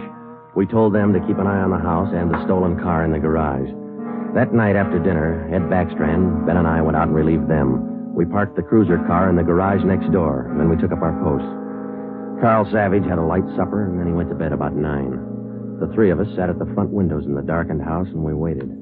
Ben kept his eye on the garage. Outside, across the city, the manhunt continued as usual. 3 hours went by. The waiting got monotonous. Friday, Romero, look alive, will you? Oh, yes, Skipper. I'm sorry. That clock's enough to put anybody to sleep. What time you got? 12:23 a.m. Thanks. The clock kept ticking. We were tired. We took turns keeping each other awake. At 10 minutes past 2, I looked at my watch, and then I settled back and tried to find some kind of a comfortable position. They started so faintly, it was just like the ticking of the clock. Same rhythm. And then they came closer, and the sounds got out of rhythm. Backstrand's head came up with a snap. Friday, Romero, you hear that? Yeah, Ed. Get up to the window once the curtains. You see anything? Yeah. Yeah, somebody's coming. Savage? Can't tell. It's going up the driveway to the garage. Aye. That's him. Come on.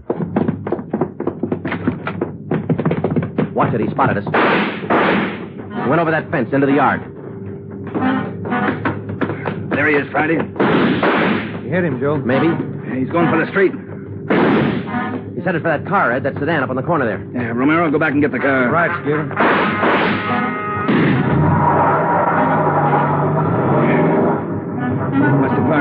before he came around. Where's Romero? I don't know. Oh, here he comes now. All right, let's go. Get that radio on, Joe. It's already on, Ed. All right, give him a call. Any sign yet? No, nothing so far. Next corner to the right, Ben. Unit 80K to Control 4. 80K to Control 4. Control 4 to Unit 80K. Go ahead. Clear and keep frequency 4 open. This is an emergency. 80K, roger. Frequency 4, open and clear. Attention, all units on frequency 4. Stand by. 80K, go ahead. Yeah, there he is, Friday, up ahead. Dark blue sedan. Control 4. We are in pursuit of the possible red light bandit. Suspect is driving a dark blue 1949 sedan. License number in the 7 column. 61 Robert 784. Use caution. Suspect is armed. Code 3. Attention, all units. Attention, all units. Unit 80K now pursuing possible red light bandit. Suspect is driving a dark blue 1949 sedan. License number in the 7 column. 61 Robert 784. Use caution. Suspect is armed. Code 3. Your location, 80K. Control 4. We are headed east on Wilshire Boulevard, crossing La Brea. Attention, all units. Suspect is headed east on Wilshire Boulevard, crossing La Brea. Watch it, Romero. Don't lose him. I see him, Skipper. Control 4. Still pursuing red light bandit. Headed east on Wilshire, now crossing Rossmore. Attention, all units. Suspect is still headed east on Wilshire, now crossing Rossmore. Suspect is armed. Use caution. Code 3. That truck pulling out up ahead. Hit the siren, will you, Skipper? Hold on, it's a tight squeeze.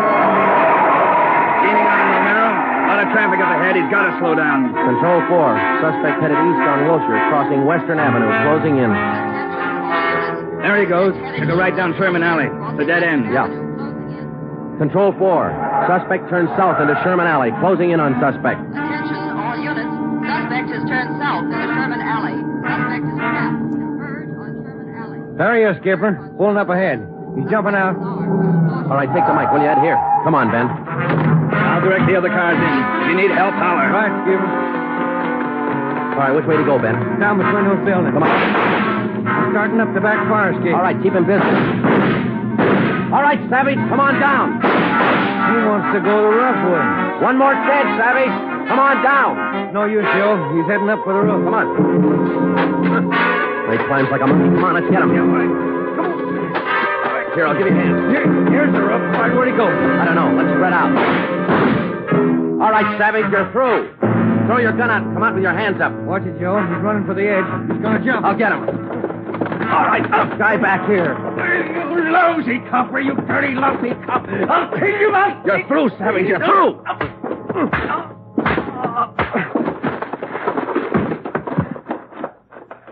Good, Joe. Throw the cuffs on, will you? Yeah, you just betcha. You want to smoke? Yeah, I can sure use one. Thanks. Quiet up here. I was just thinking. Carl Savage, this guy's father. Mm-hmm. What about him? Nothing. What would you do, Ben, if your son was a murderer? The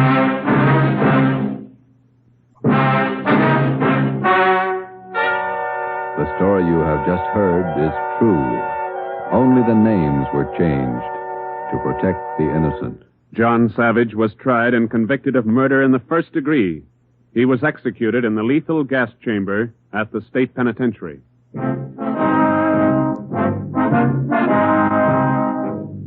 You have just heard the sixth in a new series of authentic cases from official files. Technical advice for Dragnet is furnished by the Los Angeles Police Department. Tonight's program is dedicated to Patrol Officer Robert Steele of the Montana State Highway Patrol, who on the morning of November 2nd, 1947, gave his life so that yours might be more secure.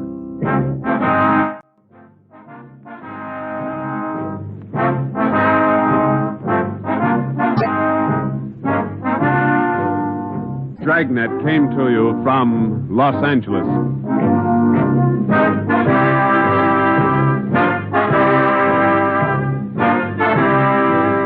This is NBC, the national broadcasting company.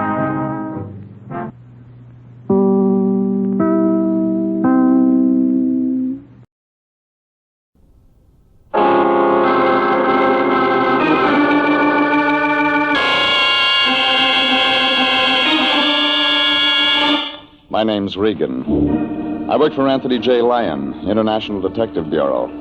They call me the Lion's Eye.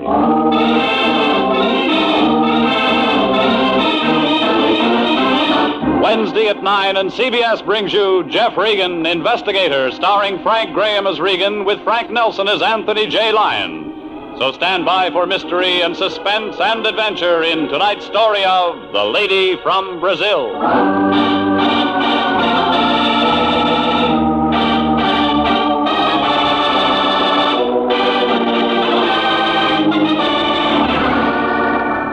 Her name was Irene Centino. The lady from Brazil, the Lion called her. He figured it for an easy trace job, something for missing persons, only when we do them, the Lion gets paid. Yeah, the program said it was simple. Except before we wound it up, there were a couple of added attractions. A doctor who didn't do any doctoring, a nurse with a built-in temperature, and a couple of blackouts that were meant to be permanent. And guess what? In that last part, I was supposed to be the star. Anyhow, it all began late last Monday. I was home. My boss, Anthony J. Lyon, knocked on my door. And that's when I made my first mistake. I let him in. Regan, I'm glad I found you in. I'm just on my way home from the office. You could have kept on going. I'm out of Johnny Walker. Oh, now, Regan, I didn't come by just for that. You got anything else? No. All right. As a matter of fact, I want your advice, Regan. Cut out starches and get some exercise. What else? What would you do if you traveled 10,000 miles just to see your sister and then couldn't find her? I'd give up the search. You would? Why? I haven't got a sister. Oh, that's not what I'm talking about. You'd go to missing persons, wouldn't you? Sure you would. But if you knew your family in a foreign country would become greatly alarmed at this sort of notoriety, you'd look for your sister in another way. You'd hire a good private detective. Now, isn't that right? Come on, Fatso, put it on the road. What do you mean? I'm just posing a simple problem. And you've got an angle somewhere. All right, we have a new client. Her name's Irene Centino. She's from Brazil, Rio. Fine family, Regan. Coffee. She's engaged international to locate her younger sister, Carmen. I'm no St. Bernard. You'll do till I can feed one. Oh, now, I know you've been working hard lately, but, Regan, this is one of those occasions when I'm proud to be a part of our profession. We have an opportunity to help a young lady in desperate straits and at the same time secure goodwill from South America. Ever hear of the State Department? Of course I have, but they can't do it all alone. It's up to individual citizens to take responsibility, too. And that's the only reason you want me to find a sister? Absolutely. Now, Miss Centino is taking an apartment at this address. Here, go see her, comfort her, let her know International and the United States of America will do everything possible to locate her lost sister. Yeah. That all? That's enough.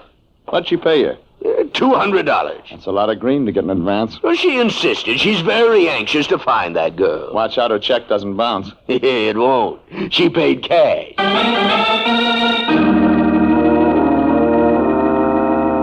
$200 was already making a lump in the Lion's coat. And I knew the next spot for it was his mattress. Well, maybe that's the reason he's a bachelor. I left him in my place and drove over to the address he'd given me. It was one of those Beverly Hills apartments with a long, glassy look. Like a greyhound with a sore stomach. Irene Centino's apartment was on the second floor. She was a tall, brown-haired girl without a smile.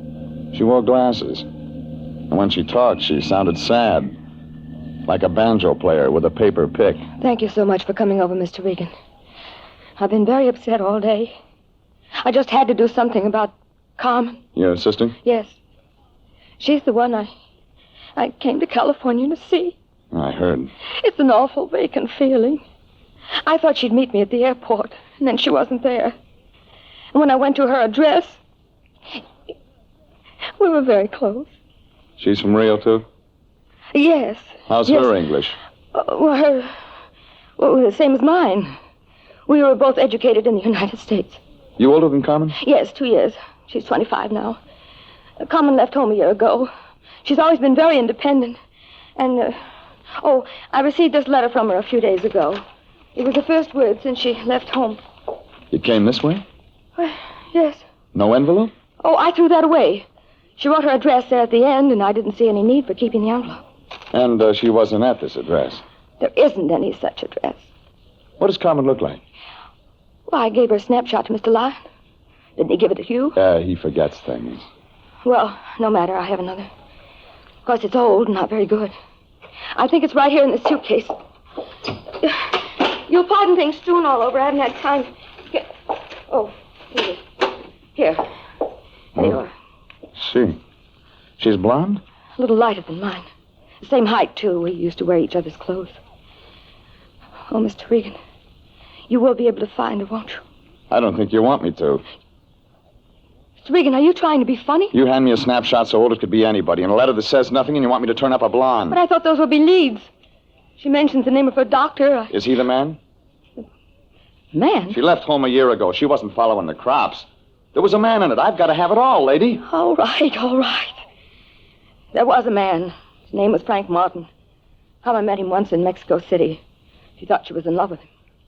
He lives out on Laurel Avenue. You talked to him? No. But I asked questions around. I'm completely satisfied he knows nothing about it.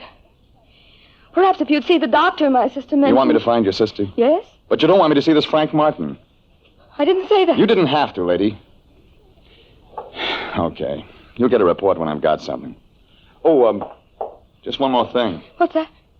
How long did you stop off on the way to shop in New York? Why? What makes you think I'd do that? When you leave your clothes strewn around the label show. There's no Saks Fifth Avenue in Rio. When I walked out, her mouth was wide open like she was trying to scream. Only nothing came out. I hung around outside the door for a minute to see if she'd use the phone, but nothing happened. I looked up Frank Martin in the city directory and drove over to Laurel. A 2-story apartment building the color of a bride's blush. It was wrapped around a swimming pool. Too small for people and too big for birds. Martin's name wasn't on the mailbox, so I looked up the manager. You don't know me, do you, Pilgrim? Well, I just got here. I played the Palace in 26. Oh, them was the days. Write it up and sell it to the movies. Them slobs. Central Casting ain't called me in 4 years. Got a card? Afros, SAG, and the Musicians Union. I play French horn. None of them call me. I figure it's television. No union yet. I'm looking for a man named Frank Martin. Now, look, if you got trouble, stay away from Frank. He bruises easy. And you're just a mother to He's a nice laddie. Now, remember when I tell you. Sure, sure. All right. Come on. I'll show you. Thanks. That's him. Up there. He stays in one key. All the time. A low one. You said that once. Well, here we are. You know, I kind of like you. You get around. Ever run into Mervyn Leroy? Not yet. If you do, mention my name, will you? Sure. What is it? Just say that Trixie Finnegan was asking for him. He'll remember old Trixie. How could he forget? You're not a whooping, you know. Come on in, it's unlocked.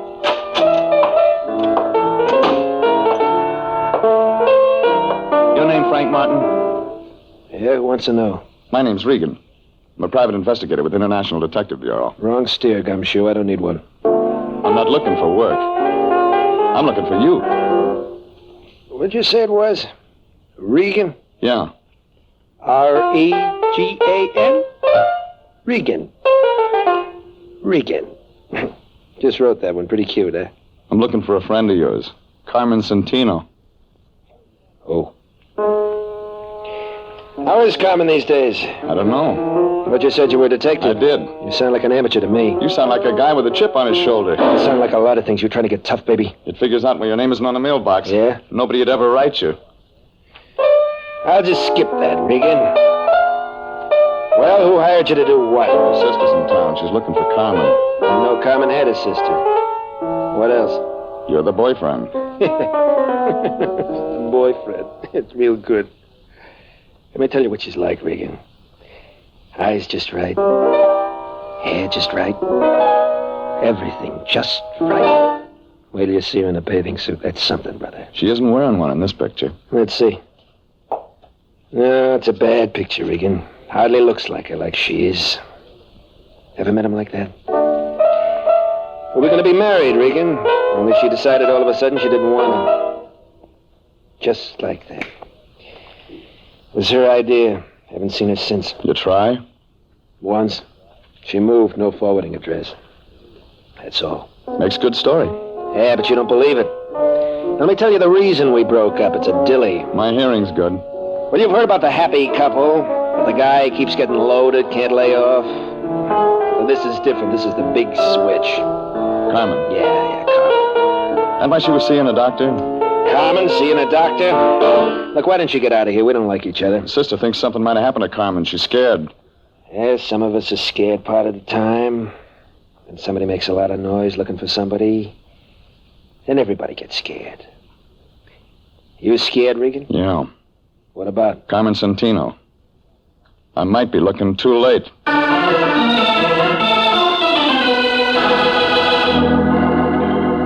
Well, what he gave me filled in the cast, but the plot wasn't getting any clearer. So I looked up the doctor Carmen had mentioned in her letter. His name was Kingston, and the only address was a place out in Encino. It was a ranch house spilled all over the top of the hill like whipped cream. Figured he was getting oversealing for his pills. I parked my car by the gate, followed the flagstones up to the front door. When I pressed a button, I heard something that sounded like chamber music.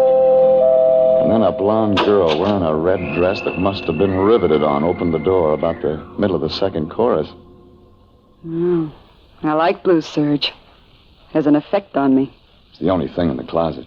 You fill it out nice. But you don't look sick. I want to see the doctor anyway. Come on in. We'll talk about it.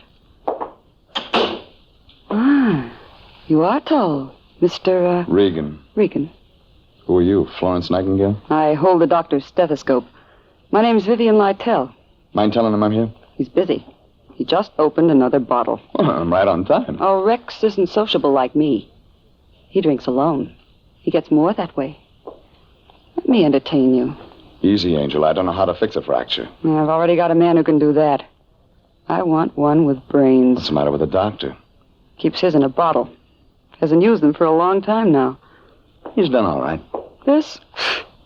He'd be selling papers if his wife hadn't left him a good insurance policy. Don't you like his money? Oh, don't get me wrong. It's just that the girl has feelings, too. Yeah, they show. I'm glad I met you. We're going to have some nice afternoons.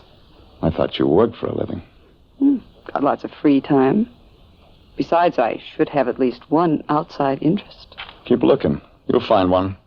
You smile good, but you talk nasty. I only came to see Kingston. Well, there's always the phone. Call and make an appointment. Now, get out. Oh, Vivian, about... Oh, I didn't know you had company. I'll talk to you another time. Just a minute, Doctor. This is Mr. Regan. Huh? He's your company, but he doesn't have a business card. Oh. Well, look, Mr. Regan. I'm no longer in practice, just doing research on my own. I have all the medical equipment I can use. I turned all my patients over to another doctor. I know one you forgot. Well, tell me who. Carmen Santino. Carmen. Go ahead, Vivian. I'll speak to Mr. Regan. Watch yourself, Rex. He doesn't know how to be nice. Will it take a minute? I'll crack some ice. You'll need a drink. She's a very fine nurse. Yeah. It's a nice uniform. Well, working on my own, very casual. You said I had a patient named Carmen... What was it? Carmen Santino. I'm afraid you're mistaken, Mr. Regan. Who told you that? Well, I read about you in a letter. That must have been another Kingston. There's only one with a license. You're a relative of the girl's? Friend. You're a detective, aren't you? Yeah. Want to show me your files someday? Why not today? This way, I keep them right here in my lab. Help yourself, Mr. Regan. Oh, you want a drink? Too early. You don't mind if I have one? Your house.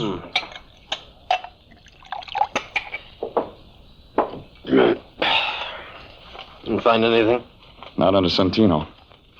She could have used another name. No, that's possible. When was I supposed to have treated her? Oh, about a year ago, according to this letter. Here, this is a picture. No. Oh. I've never treated anyone who looks like that. Sure. Positive. What was their illness? Might have had something to do with that stuff you're drinking. They die from it sometimes.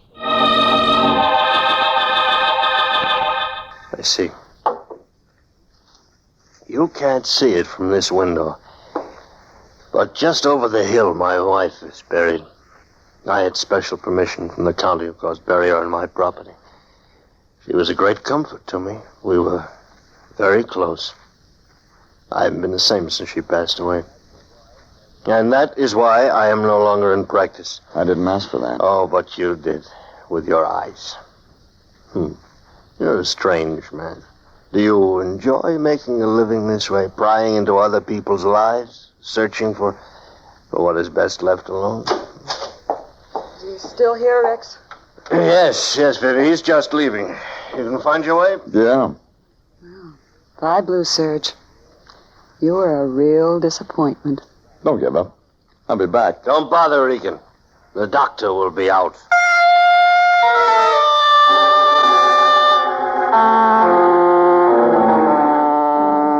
The whole thing looked phony, like a fan dancer in long underwear. But when I left the two of them, I was beginning to get an idea, just beginning. I walked over the side of the hill to look at that grave. It was there, all right, like he said. Irene Kingston, 1922, 1948. Well, maybe that explained it. Maybe it didn't. I was remembering those New York labels I'd seen on my clients' clothes. I called up a friend of mine in the CAA. He checked into it and told me nobody named Santino had come in from Rio on any flight in the last week. And the immigration people didn't have a passport or visa record on her either. I was home thinking about all this when my phone began ringing. It was Irene Santino, and she did all the talking. I tried to get you at your office, Mr. Regan, but no one answered. I had to speak to you. What about? I phoned Carmen. Say that again. I phoned Carmen. Or rather, Carmen found me. I feel foolish now, calling you people in and all that. She came right to my apartment. Can you imagine she's been looking for me? Please thank Mr. Lyon for his kindness. And, Mr. Regan. Yeah? It's all confidential. I wouldn't want any of this to get to the wrong people. You know some of the wrong kind? Doesn't everyone? Well, goodbye. Oh, Regan, you run any expenses on this Santino thing? No. Good. It's all over. How do you know? She just phoned me. Just came from missing persons. There's a cop there named Perini. Got an eye like an eagle. Had that other picture of the Santino dame with me. He took one look at it and opened up a file. What kind of file? Dead and unclaimed. What do you mean? The county buried her. Carmen Santino's been dead a year.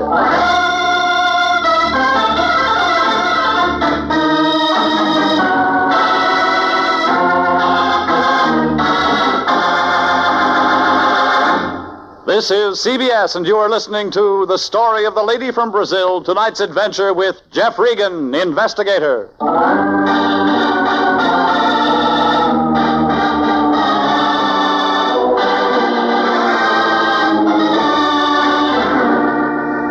Well, it figured somebody was having nightmares. I didn't say anything to the Lion and went down to the Hall of Records. There was a little guy sitting at the desk in vital statistics. His fingernails were dirty, and that wasn't a Harry Drucker haircut he was wearing. He was reading a dictionary, and he must have been at a good part, because he looked mad when I nudged him. No, we're not in a bus, buddy, so just quit shoving. I want some information. Public servant, that's what I'm here for. What kind of information do you want? Death files. You're such a morbid guy. I got lots of stuff on births and marriages. Why don't you ask me something about them? Girl named Carmen Santino died about a year ago. Tell me what from. Okay, take it easy.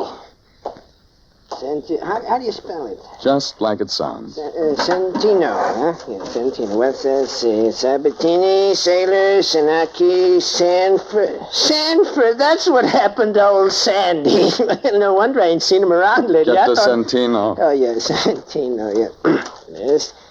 Santino. Date of death, 15 October 1948. Cause of death? Alcoholic poisoning. Yeah, that's right. How'd you get it? Never mind. Who signed the certificate? Rex J. Kingston, M.D. Okay. Now, here's one more for you. Look up Irene Kingston. The doc's wife? Look it up. Okay, yes. Let's see. Kingsley. Oh, yeah. Kingston, Irene, 13 October 1948. Cause of death? You guessed it again. The same. Alcoholic poisoning. Hey, this guy couldn't keep a patient. Well, that filled it in. I could see the plot, but I wasn't sure of the ending. So I didn't waste any time getting over to Irene Santino's place. But I wasn't fast enough.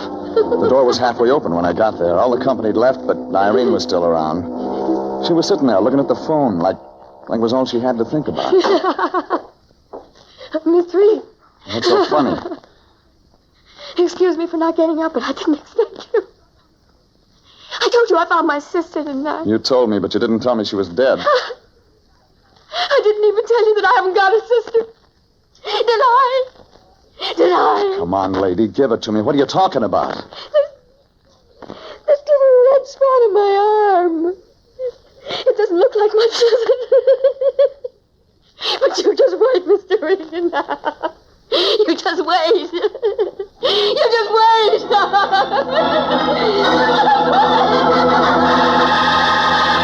I found a doctor on the floor below. He grabbed his black bag and went to work on her. She quieted down to a slow, inside giggle.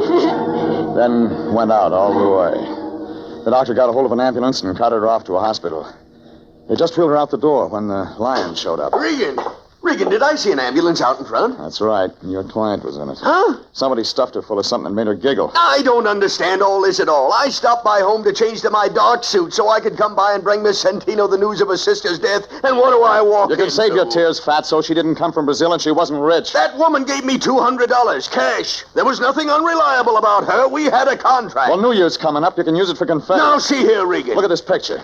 Irene Santino. I have one just like it. All right, draw some glasses on it. Add about 6 or 7 years. I don't understand you, Regan. We're talking business, and all at once we're playing games. Look, when I came to see her tonight, she wasn't wearing her glasses. She looked a lot like the dame in this picture. Well, of course she did, naturally. That's her own sister. She never had a sister. Never had a sister? Then who did the county bury? That's what I'm going to find out from a certain Dr. Kingston.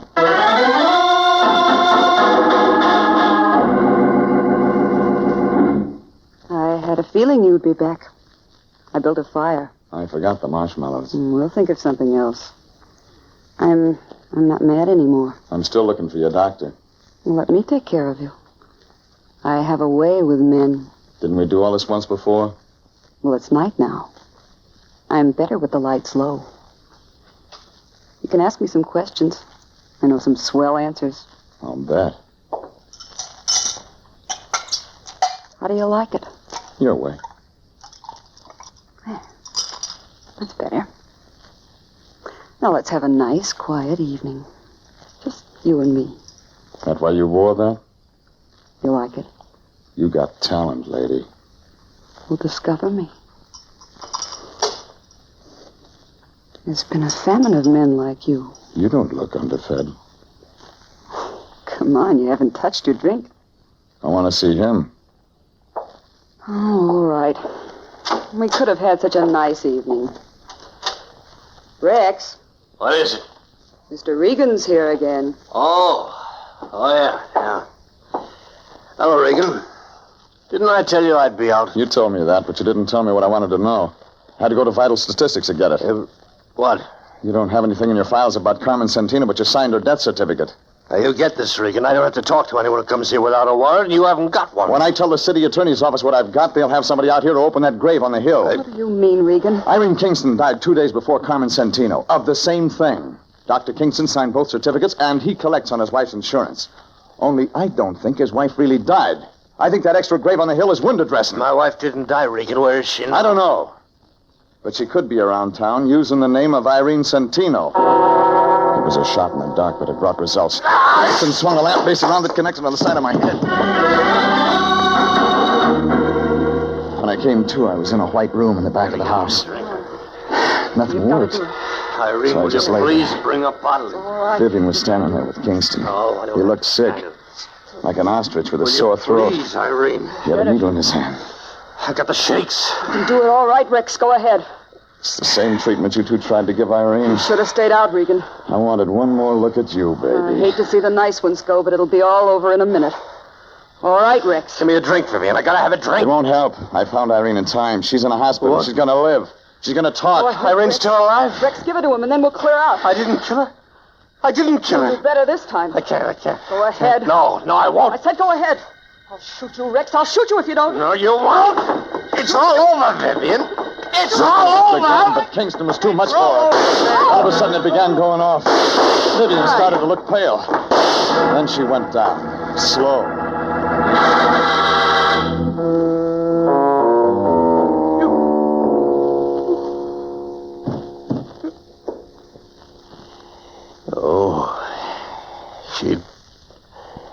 deserved that. That what you're going to tell the state? Regan, is Irene really going to live? That's what the doctor says. Oh, good. Regan, look, no, don't try to move. I gave you a shot of preparatory solution. You won't be able to move for another hour. I suppose I ought to run. You won't get far. I know. Listen to me. Irene is my wife. She's innocent of all this.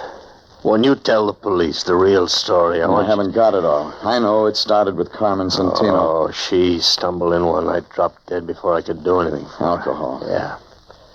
Before she died, she kept talking about a man named Martin. Lives over on Laurel. But I didn't get in touch with him. I had a better idea. She looked a great deal like my wife, Irene. It was really quite remarkable. The insurance. Yeah. Irene didn't want to do it, but she loved me, so she finally agreed to hide out in New York. I used one body for 2 death certificates, buried an empty box up on the hill. I was supposed to join Irene later. We were going to start a new life together. Vivian. Yeah. Vivian came along. I was drinking one night. She found out the truth. I was trapped. Would have stayed that way if Irene hadn't hired you. Well, it figured she made up that story about a sister from Brazil just to scare you into getting rid of Vivian. It worked, too. I'm scared stiff. Yeah, like that guy Martin said. Somebody gets scared, and then you... Everybody. Regan? Regan, can you hear me? Huh? Oh, sorry. Stuff's making me sleep. Yeah, that'll wear off. I'm going now, Regan. See that Irene gets a fair shake. I'll try. He picked up a bottle and started out the door. He didn't even look down at Vivian's body on the floor. I tried to move, but like he said, nothing worked. It was more than 2 hours before I could get to the phone and call homicide.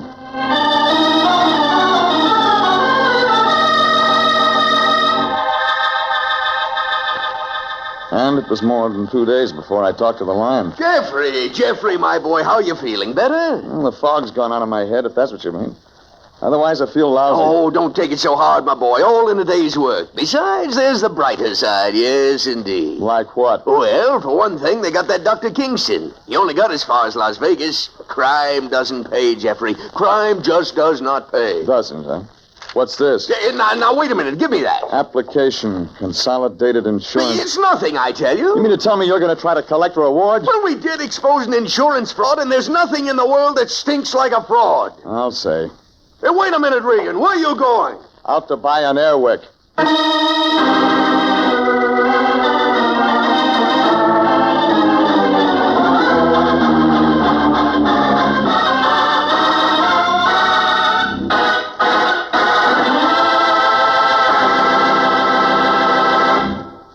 Jeff Regan, Investigator, is written by E. Jack Newman, directed by Sterling Tracy, and stars Frank Graham as Regan, with Frank Nelson as Anthony J. Lyon. Original music is by Dick Arant.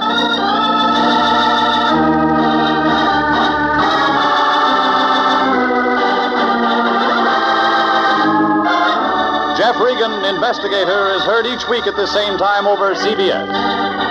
Bob Stevenson speaking, and inviting you to be with us again next Wednesday at 9 for more suspense and mystery and adventure with Jeff Regan, Investigator. This is CBS, the Columbia Broadcasting System.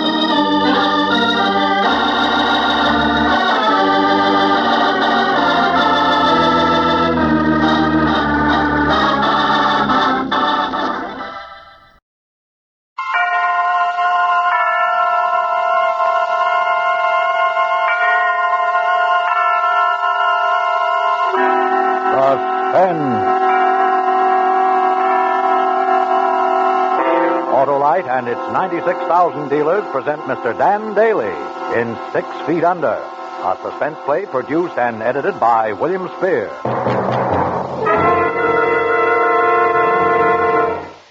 Harlow, did you know that in the springtime a young man's fancy turns to... The world-famous quality and performance of ignition-engineered Autolite spark plugs? Well... Autolite, you know, is the world's largest independent manufacturer of automotive electrical equipment. And when you come right down to it, who knows more about the best spark plugs for your car than Autolite Ignition Engineers, the men who design coils, distributors, and all the other important parts that go to make up the complete automotive electrical system. Why, it's the skill of the same Autolite Ignition Engineers that made possible the practical development of the Autolite Resistor spark plug, the greatest advancement in spark plug design for automotive use in the past 20 years. Have you no sentiments about spring? Sure, Hap. Spring into your car tomorrow and see your friendly Autolite spark plug dealer. Have him replace worn-out spark plugs with world-famous ignition-engineered Autolite spark plugs. Whether you choose the resistor type or the regular type, you can't buy a better spark plug for your car because you're always right with Autolite. And now, with 6 Feet Under and the performance of Dan Daly, Autolite hopes once again to keep you in suspense.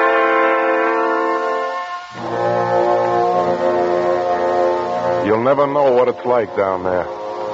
You're 6 feet under 10 hours a day without food or water, with that light on your face so the yokels can pay their dimes and stare down at you. It's like being dead, only you know what's going on.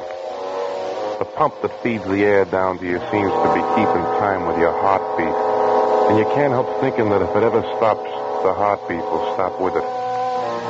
You get a lot of time to think down there. To think of all the things that can happen. And when the show closes for the night and they dig you up, you head for the nearest bar to forget all the crazy things you've been thinking. Have a little beat. Double whiskey beer chaser. Hey, you with the carnival? Yeah. Must be interesting. What do you do? Got a sideshow. Fill us up, will you? Sure. What's your trick, sword swallower? Now I roll over and play dead.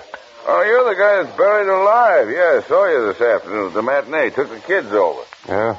What are you raising, a couple of undertakers? Oh, I didn't take them into your tent. Seemed kind of a morbid thing for kids. But not for you. Huh? What do you mean? Skip it. How about hitting this glass again? Okay. Now the people see that act of yours. Tent was crowded. I kind of thought it'd be different. How different? Well, paying a dime a head just to look down at you through that glass. It's not a bad racket you got there. Yeah, big, fat, happy racket. Not tough like standing behind a bar and breathing and eating and moving whenever you want to. Well, if you think it's so hot, dig yourself a hole and pull up a cough and nobody's stopping you. If you want another drink, call me. Just leave the bottle. I'm still alive. I can pour my own. Suit yourself, friend. They were all the same. They paid a dime to look at you down there. But if they saw you later above the ground, they acted like you were cheating them.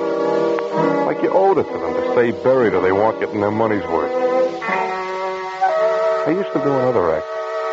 A juggling act. An act that took me years of sweat and practice to learn. But nobody came to see that. You had to learn a dog's trick to make a living. You had to trust people. People you wondered about. Hello, Jack. Get looking for you. Go on, get lost, Cliff. Don't follow me around. Miriam sent me out to find you. She knows where I am 10 hours a day. That's more than most wives know. Miriam was my wife. I'd spend a little time with her. You spend quite a little time with her as it is, Cliff. Quite a little time. Oh, you're talking through that bottle, Jack. Miriam and I are old friends. Yeah, I heard about it lots of times. You were a stage door Johnny when she worked on burlesque, weren't you? I used to laugh about you. That was before you came to work for us, but now I don't laugh anymore, Cliff. Now I wonder. You're drunk. Am I? What's a guy like you doing around a carnival, Cliff? You were a big shot accountant with a good business, and all of a sudden you chuck everything to learn to be a barker for a pitch like mine, and to dig me out of that hole every night. I'm not complaining. Why should you? Because I figure you gotta have a reason, Cliff. I figure that maybe some night you're gonna forget to dig. Oh, you're being ridiculous, Jack. Sure. Only you still haven't told me why you joined the show, Cliff. That's my business. Well, never mind, I'll tell you. Because you're in love with Miriam and it's killing you to see her married to me. All right, Jack, that's part of it. Sure, I love Miriam, but that isn't what's killing me. A bad heart is the thing that's killing me. What do you mean? I chucked my business and joined the show because I've only got about a year to live. Miriam is the only thing in the world I care about. I wanted to be near her. That's a very touching story, pal. What am I supposed to do, break down and cry? Jack, I'd do anything to see Miriam happy. And if it meant killing you, I could do it without batting an eye, because I've got nothing to lose. I want you to know that. That's good, Cliff. Now we understand each other. Have a drink. I don't want one. Oh, well, this ain't just an ordinary drink, Cliff. This is a toast to one of us. To the guy who buries the other one. For good.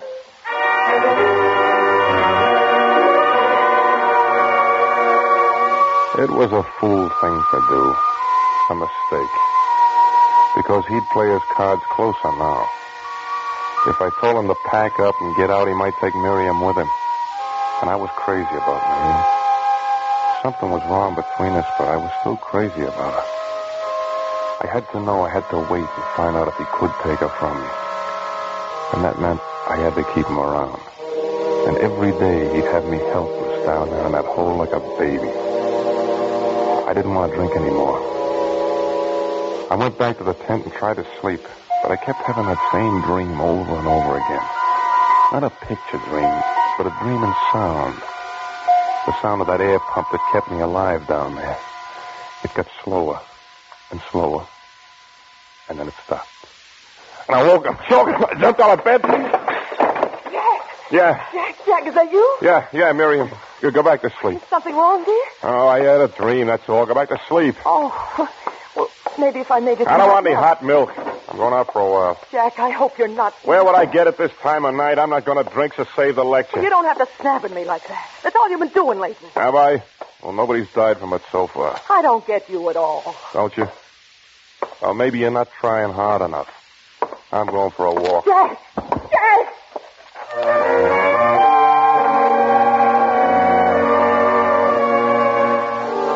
I walked around the grounds. The moon was doing trick things with the shadows around the tents and the pitch signs along the midway. I loved it. A cheap two-bit carnival, but I loved it. When Miriam and I were first married, I used to dream about owning the works someday. Yeah, I was going to do big things. Clean up with the juggling act, then write the Becker brothers and offer to buy them out. The Ferris wheel, the rides, the whole show. I was going to own the world. But instead, I wound up with 6 feet of it. They could dig me up out of that hole every night, but I couldn't dig my dreams up anymore.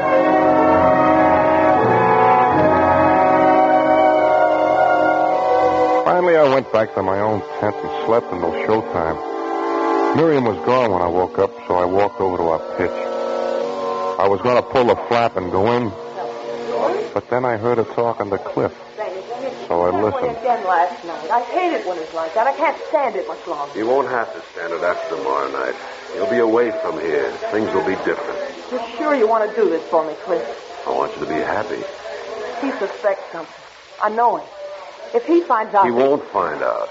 Not until tomorrow night. And when he does, it'll be too late. He won't be able to do anything about it.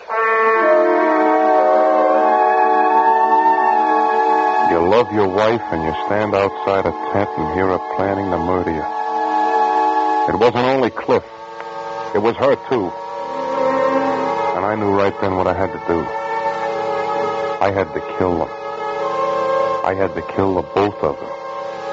And tonight, right away.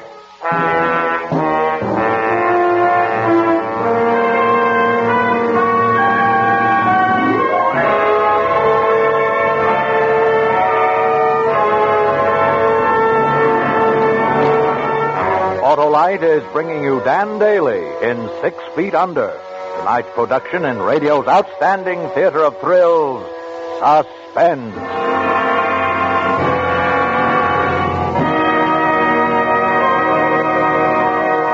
Say, Hap, who knows more about law than a lawyer? You sure got me this time, Harlow. Well, then who knows more about the best spark plug for your car than Autolite Ignition Engineers? The men who designed the complete electrical system for many makes of America's finest cars. They engineer spark plugs just as they engineer coils, distributors, and all other ignition parts to work together as a perfect team. Go on, Harlow. Well, it's the skill of the same Autolite Ignition Engineers that made possible the practical development of the Autolite Resistor spark plug, the greatest advancement in spark plug design for automotive use in the past 20 years. And the newest addition to a complete line of transport, aviation, marine, and regular automotive spark plugs, engineered by Autolite in sizes and heat ranges for every purpose. I guess I've learned my lesson. So, friends, see your friendly Autolite spark plug dealer. Have him replace worn-out spark plugs with world-famous ignition-engineered Autolite spark plugs. And whether you choose the resistor type or the regular type, you can't buy a better spark plug for your car, because you're always right with Autolite.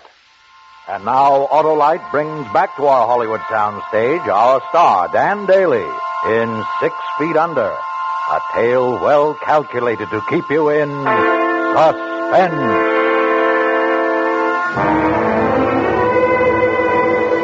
Now I knew. It wasn't only Cliff, it was Miriam, too. It was like getting hit in the stomach when you didn't expect it. You love your wife and you stand outside a tent and hear her planning to murder you. I walked around the grounds in a daze. I tried to tell myself that I was wrong, but your own ears can't lie to you. Jack! Hey, Jack! Oh, hello, Barney. I've been screaming my head off at you. You hypnotized or something? Sorry, Barney, I was thinking. Oh, call for Cliff on the phone in the office wagon. You want to take it for him? All right.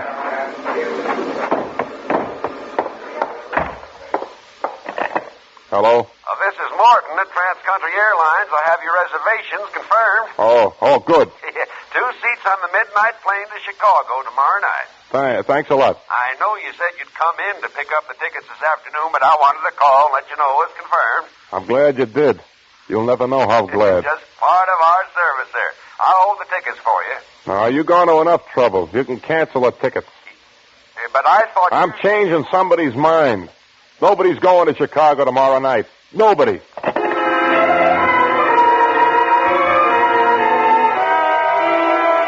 When you see something coming and you know it's too late to stop it, you get calm. You watch it like it was happening to somebody else. I had to kill them. I had to kill the both of them. Tonight after the show. After they brought me up. I'd have 10 hours down there to think of a way. I went into the tent and watched Cliff getting the hole ready for me. I wanted to laugh. Is this all right now? Yeah, that's deep enough. Cliff, I want that speaking tube hooked up today. Oh, what's the matter? Getting lonesome down there? I thought you didn't like to talk to the customers. Today I feel sociable. I had a glimpse into the bright and cheery future. Hook it up. You're the boss. Where's Miriam? Getting a new roll of tickets from the wagon. When there's a crowd out there on the Midway Cliff, Calliope going on the merry-go-round and all, can she hear my buzzer? Well, why wouldn't she? It's hooked up right from the box to the ticket cage. But you never use it, so what difference does it make? It could make a big difference if nobody was in the tent and the air shut off on me. A big difference. Let's check it. All right, there's a button in the box. Press it. Counter's just outside the flap. We can hear it from here. Are you pressing it? You see me, don't you, Cliff? I don't hear anything out there. Neither do I. There must be a loose wire or something. No, Cliff. It's the batteries. Because I checked while you were digging and the batteries are gone. Oh, that's right. I forgot. When we were moving from the last town, my flashlight went dead. I borrowed the buzzer battery. But you forgot to put them back. Well, I'm sorry, Jack. It slipped my mind. You never used a buzzer, so I didn't think of it. You thought of it when we needed the batteries. Jack, I tell you it was a mistake, that's all. Look, the Midway's opening up. There's no time to start an argument. Yeah, there'll be time for that later, tonight. We can talk it over tonight, Cliff. That suits me. Come on. Let's lower the box. All right. Easy. I'll go get a new set of batteries. You might as well climb down, slide into the box. I'll cover you when I get back.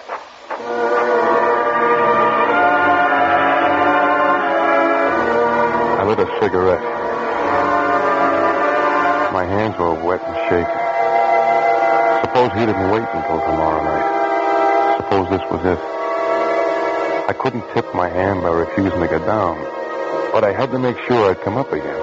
Just this once. He'd be gone a couple of minutes, long enough. I ducked out of the tent and across the Midway to the pitch of old Anna, the fortune teller. Oh, What are you so jumpy about, Annie? You act like you've been seeing ghosts. I was communing with other worlds. That's for the suckers. I want you to do something for me. I want you to promise, and I don't want you to forget. Is it evil thing? No, Anna, it isn't evil. When we shut down at night, I want you to come over to the tent, that's all. I want you to hang around there until Cliff digs me up, understand? Beware of lower world, Jack. Evil things lurk there. Promise me, Anna. I promise. But let me read your fortune in the card. It only takes a minute. There's no time. Besides, you read them for me on the train the other night. Was there something there you didn't tell me? Are you trying to frighten me with a sucker pitch? There was evil. The death cards were around you. They were all around you. Shut up, you old fool. Just come over to the tent tonight. That's all I want from you. That's all.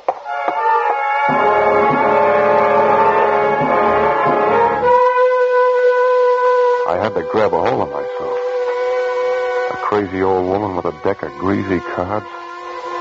I've been with tent shows too long to let a thing like that get me. I went back to the tent, got down into the hole, and slid into the box. Cliff lowered the narrow view shaft that the customers looked through. I fastened it to the hole just above my face. Then he started to shovel the dirt in on top of me. I could hear it hitting the box. There isn't another sound like it in the whole world.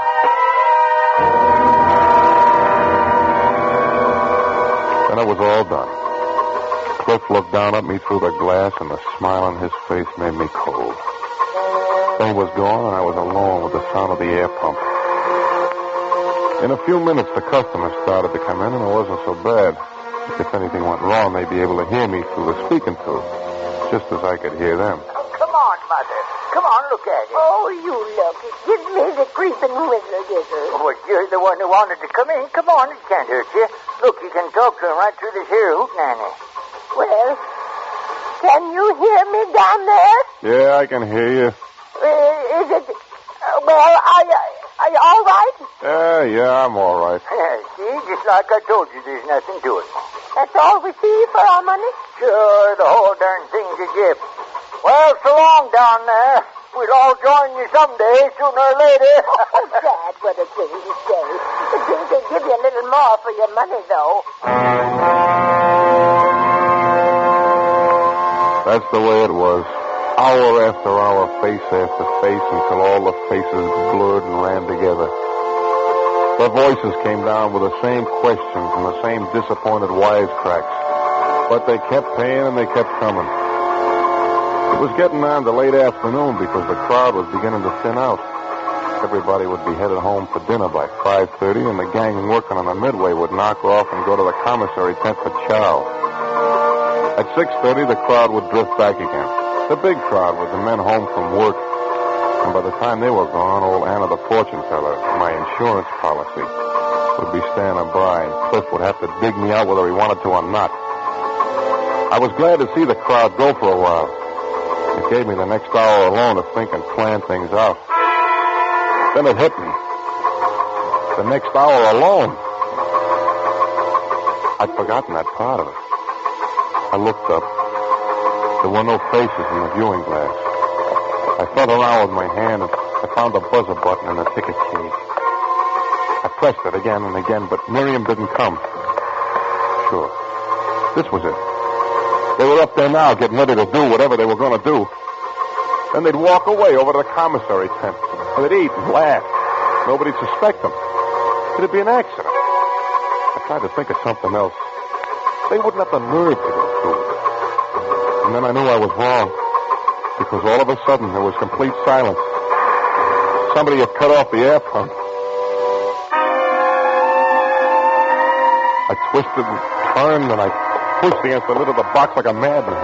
But it didn't budge. There was more than a ton of earth on top of me. The pressure on my chest increased. I couldn't breathe. Flashes of red and blue color were whirling around in my head. I looked up, gasping for air. And there was a face staring down at me. A child's face. You my baby turtle, mister? What are you doing down there, mister? Kid, get somebody quick. Go outside and get some help. I'm smothering. Don't just stare at me. Call somebody. You hear me? Stop looking at me. Get somebody. He kept staring at me, his eyes wide and frightened. He moved his mouth once, but he was frozen with fear. And all of a sudden his face was gone. He was gone. I made one last hopeless try at the lid, and then suddenly I didn't care anymore. I relaxed. All the colors in the world exploded in my head. Then they all ran together. There was a roaring sound, and everything went black.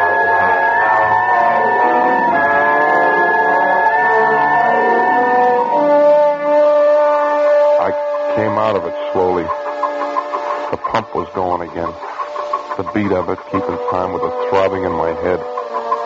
And they were digging for me. I could hear the sounds of the shovels in the earth. And then finally against the wooden top of the box. There we are, and give me a hand. Hey, you all right, Jack? Yeah.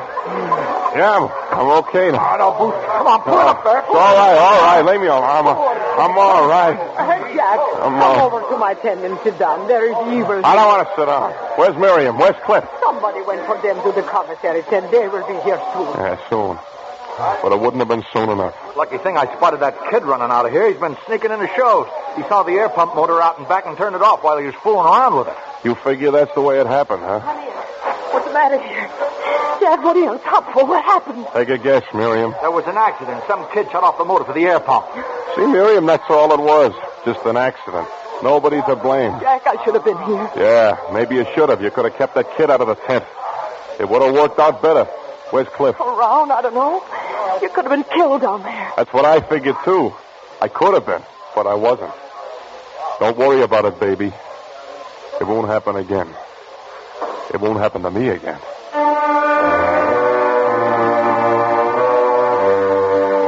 It was my game now. I was up walking and breathing. It was my game. I played the tender husband. I wasn't going to show her my cards now. That came later. When she calmed down, I kissed her. Then I went looking for my last answer. The kid who had turned off her motor. There were kids all over the place, all looking the same, the way kids do. But I'd remember his face. You're bound to remember a face when it might have been the last one you'd ever see. Then I spotted him going into the House of Fun. I nodded to the ticket taker and went in after him. I caught him in the room with the tilted floors and grabbed him. Oh, mister! Let me go. Take it easy, kid. You won't get hurt. I didn't do nothing, honest. Why'd you turn that motor off? I was just fooling with it and it stopped, that's all. I didn't know what it was. Who told you to turn it off? Nobody. Let me go. Stop, kid. Tell me the truth or I'll give you a buck. I am telling the truth. Tell me. Tell me who told you. Stop biting me and tell me.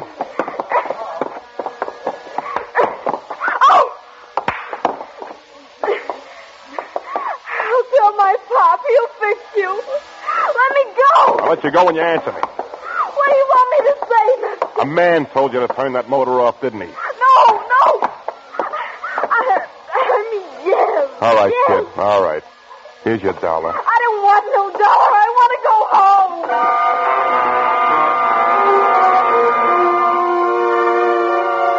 I went into town and drank until the show closed down, until I was sure they'd all be asleep. Then I went to the first aid wagon and nosed around until I found what I wanted. A can of ether. Cliff was bigger than I, much bigger, and I had to be sure. I soaked a handkerchief in the stuff, and then I let myself into Cliff's tent. He was lying there, quietly. He was sleeping. He wasn't making a sound. I crept over to him and pushed the handkerchief over his mouth and nose. I held it there. Held his face right into it. He didn't even murmur. And when I let go after a while, his head dropped back. He was out. I picked him up and carried him to the pitch tent. I put him down in a box, and then I shoveled the dirt in on top of him.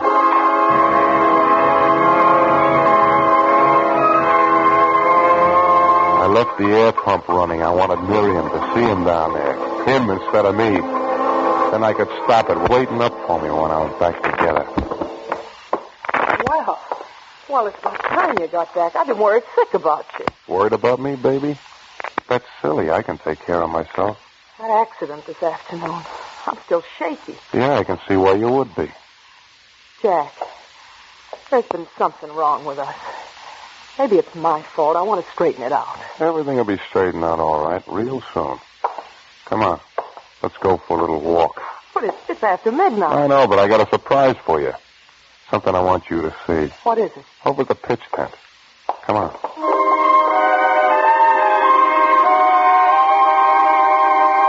She came. I had to hand it to her. She was playing the act to the hilt, just like nothing was wrong. I took her arm and held it tight. Good and tight. So she couldn't turn and run.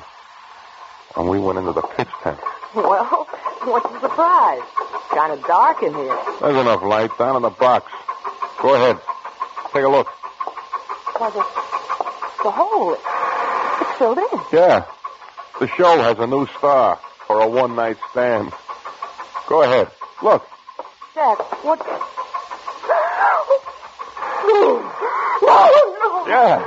Yeah, baby. Yeah. How do you like it now? That's the way I was today when that motor cut off. Get him out! Get him out! Oh, it's my turn to cut the pump off. Only nobody will be able to fix it this time. No, don't you please. Sure, I just ripped these wires out and he gets what I almost got. You killed him. Oh, my. I knew what you were up to. You'll never take that midnight plane tomorrow. You'll never run away with him now. I wasn't running away with him. The tickets were for us. You hear me? For you and me. Well, there you forgot to tell me about it, baby. Couldn't. Cliff was lending us the money to buy the show. He said he'd be mine anyhow someday. I wanted to do it for you because I loved you. Because I hated what's been happening to you down there. Why would he want to help me? Because he loved me, that's why. And he knew you're all I care about. He sent the money for the show to Becker Brothers yesterday, and we were supposed to fly up tomorrow night to sign the papers in Chicago. You're lying. No. Yeah, you're lying. No. You're lying or you'd have told me. Would you believe me? Would you believe anybody? Do something! Do something! The shovels, Miriam. Where are they? Quick. Help me. Miriam, dig. Help me, dig.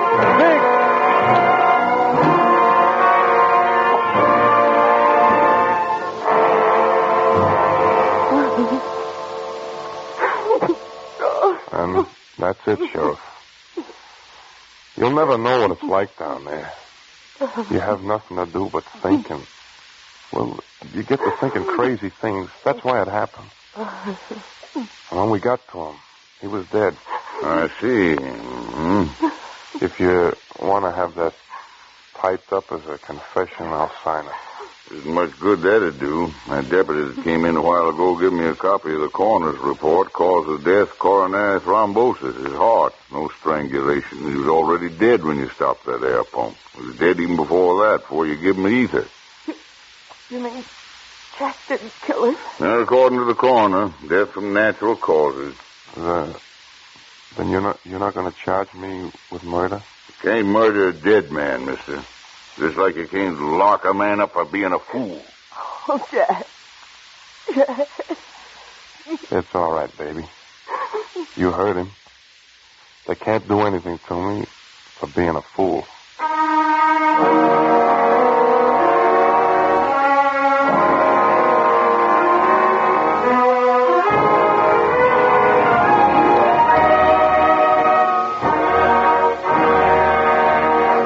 Suspense, presented by Autolite.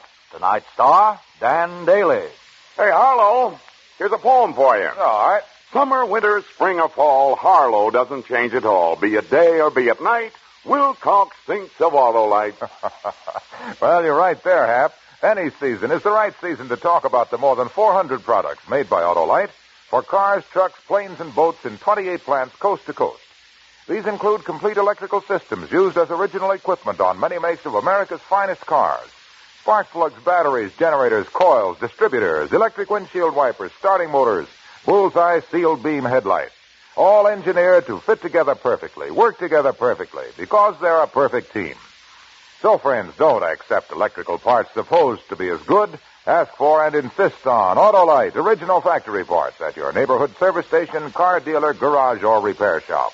Remember, you're always right with Autolite.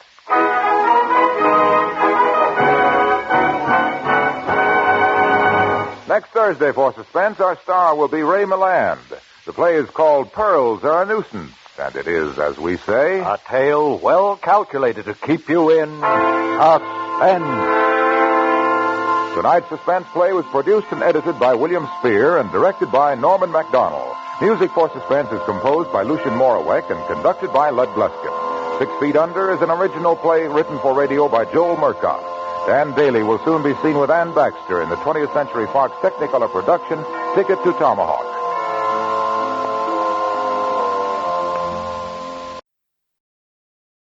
The Russia House.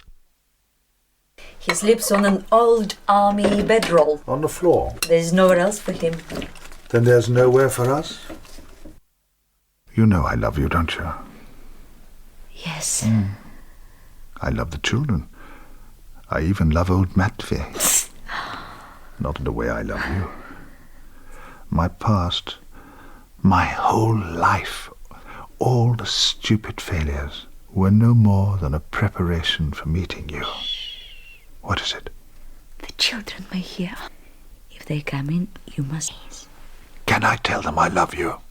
If you do, I shall not translate. Can I tell you? You're crying. Are you unhappy? No. Frightened? Perhaps. Why? Tell me. Igor telephoned this evening. And? He called me Katya. That is not normal. He said he had heard nothing. Why does he ring? To tell me nothing? I don't know. He said the usual time, the usual place. Why does he repeat what does not need repeating? I have already told him I will be at the hospital at the usual time. What hospital? It is where I receive Yakov's telephone calls. Tomorrow night, I'm coming with you to the hospital. No, Barley, no. It will be too dangerous for you. It may also be too dangerous for you. What's wrong with him, Harry? What's his problem? Ned, you mean? Of course I mean Ned. He sits there like a ridiculous, sulky child, radiating pessimism. It's so depressing, Harry. It's the last thing we need at this stage in the game. Well, he must be worried about Barney. Aren't we all? And Goethe. Particularly Goethe. But it looks so bad, especially to the Americans. They've invested a great deal in this operation. Yes, I know that. Russell Sheraton has put his whole career at risk on this one. Oh? And now, just as we're coming to the crunch, Ned goes sour on us. Is he losing his nerve? Oh, I wouldn't say that. Well, that's the impression he's giving. Well, what am I supposed to do about it? Talk to him, Harry. Tell him to snap out of it. The way he's going, he's jeopardizing the whole operation. You're losing your credibility, Ned. You're seeing ghosts. Am I? Oh, looking for problems that may not be there. Goethe wants a final and exhaustive list. Yes, I know. Why final? Why exhaustive? Well... when Barley met him in Leningrad, he wouldn't even accept our preliminary questionnaire. Now he's asking for the whole shopping list in one go, demanding it. Russell Sheraton's working on that now. The final list. After that, Goethe will answer no more questions. He's telling us this is our last chance. Why? Have some more wine. Thank you. All right. Let's assume the worst. Goethe's been turned. The Sovs are running him. So why would they close him down? Why not sit back and play us along? Why hand us an ultimatum, create deadlines?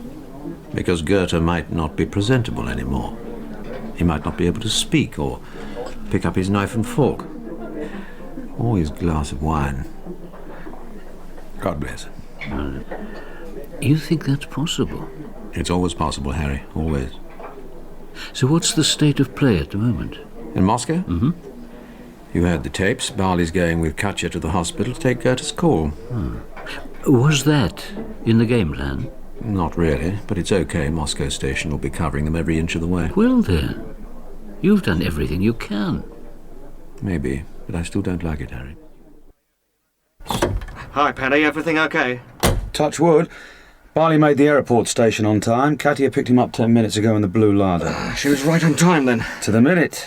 We've got 2 irregulars following, another 2 waiting at the hospital, and old Anastasia covering the basement and the vestibule. Not much else we can do except wait. Spying is waiting, Len. Don't remind me. Barley wired for sound? Of course. He'll switch on when he gets in the car. Good. So, how do you like the publishing business? Interesting. I rather fancy myself as managing director of Potomac and Blair. 3, this is 1, send. Tiger's just arrived. Roger. They've just arrived at the hospital. Another 10 minutes before Goethe makes his call.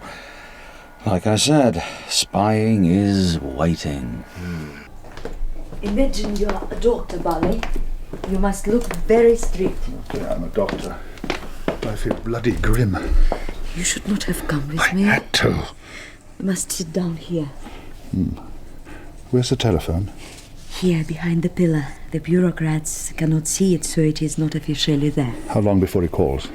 I would say a few minutes only. He tries always to be punctual. I hope to God he is. He will not speak for long. To speak too long, even between safe telephones, is not sensible. Can I speak to him? It would make him very angry. Why? If they hear English, they will immediately pay attention. It is normal. Вы ждете доктора? Нет, мы ждем нашего друга, он на процедурах. О, вы всю ночь прожите. Who was that? A cleaner, I would say. Almost definitely a cleaner.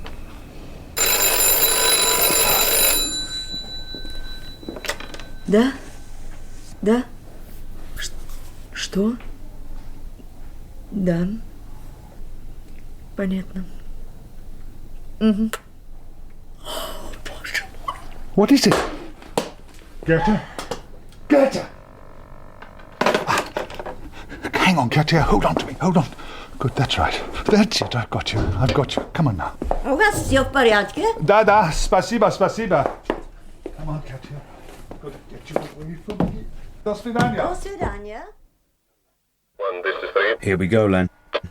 3, this is 1, send. Target's just leaving. Man is driving. I'm following. What? 3, this is 1, repeat your last. I repeat, man is driving. I'm following. Roger. What's Barley up to? He hasn't got a license. You better get over to Katia's place. Is that where they're going? I'll let you know. Right. You know what to do? When Barley leaves her apartment, assuming that's where they're headed, I pick him up and bring him to you. Roger. Your call sign is 7. 7. See you, Paddy. Where's third on this bloody thing? I must go home. I don't know the way. Take me home. I don't know the way. Tell me. Come on now. Sit up. Help me. Left or right? Which way? Налево. Which way? Left, turn left. Быстрее. Go faster. Hell. Turn now. Left, right. Left. 1, this is 7. 7, this is 1. Send. Our pigeons are home to roost. Roger. Confirm cock driving. Roger. Now, don't be all night, Barley, please. Sorry.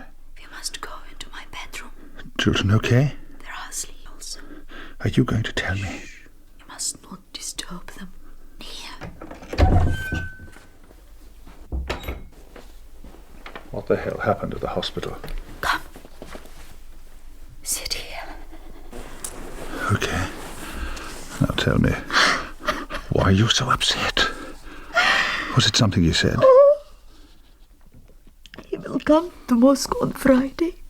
He will meet you at Igor's apartment at 11 o'clock on Friday night. So? He will bring more material and answer your questions. Please have a precise list ready. You should bring him news of publication. He loves me. Always. Oh, Katy. So, what's wrong? It's going exactly to plan, isn't it? They have taken him, Barley. They have taken Yakov. How do you know? He told me. How? What did he say? He used the wrong name. If he uses the name Piotr, he is safe. If he uses Daniel, he is taken. And he used Daniel?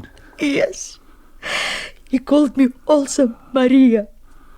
Maria is how I must call myself if there is danger. Alina if I'm safe. What were his exact words? Think carefully now. His exact words. This is Daniel. Yes. Is that Maria speaking? He was telling we are dead. Barley, we are dead.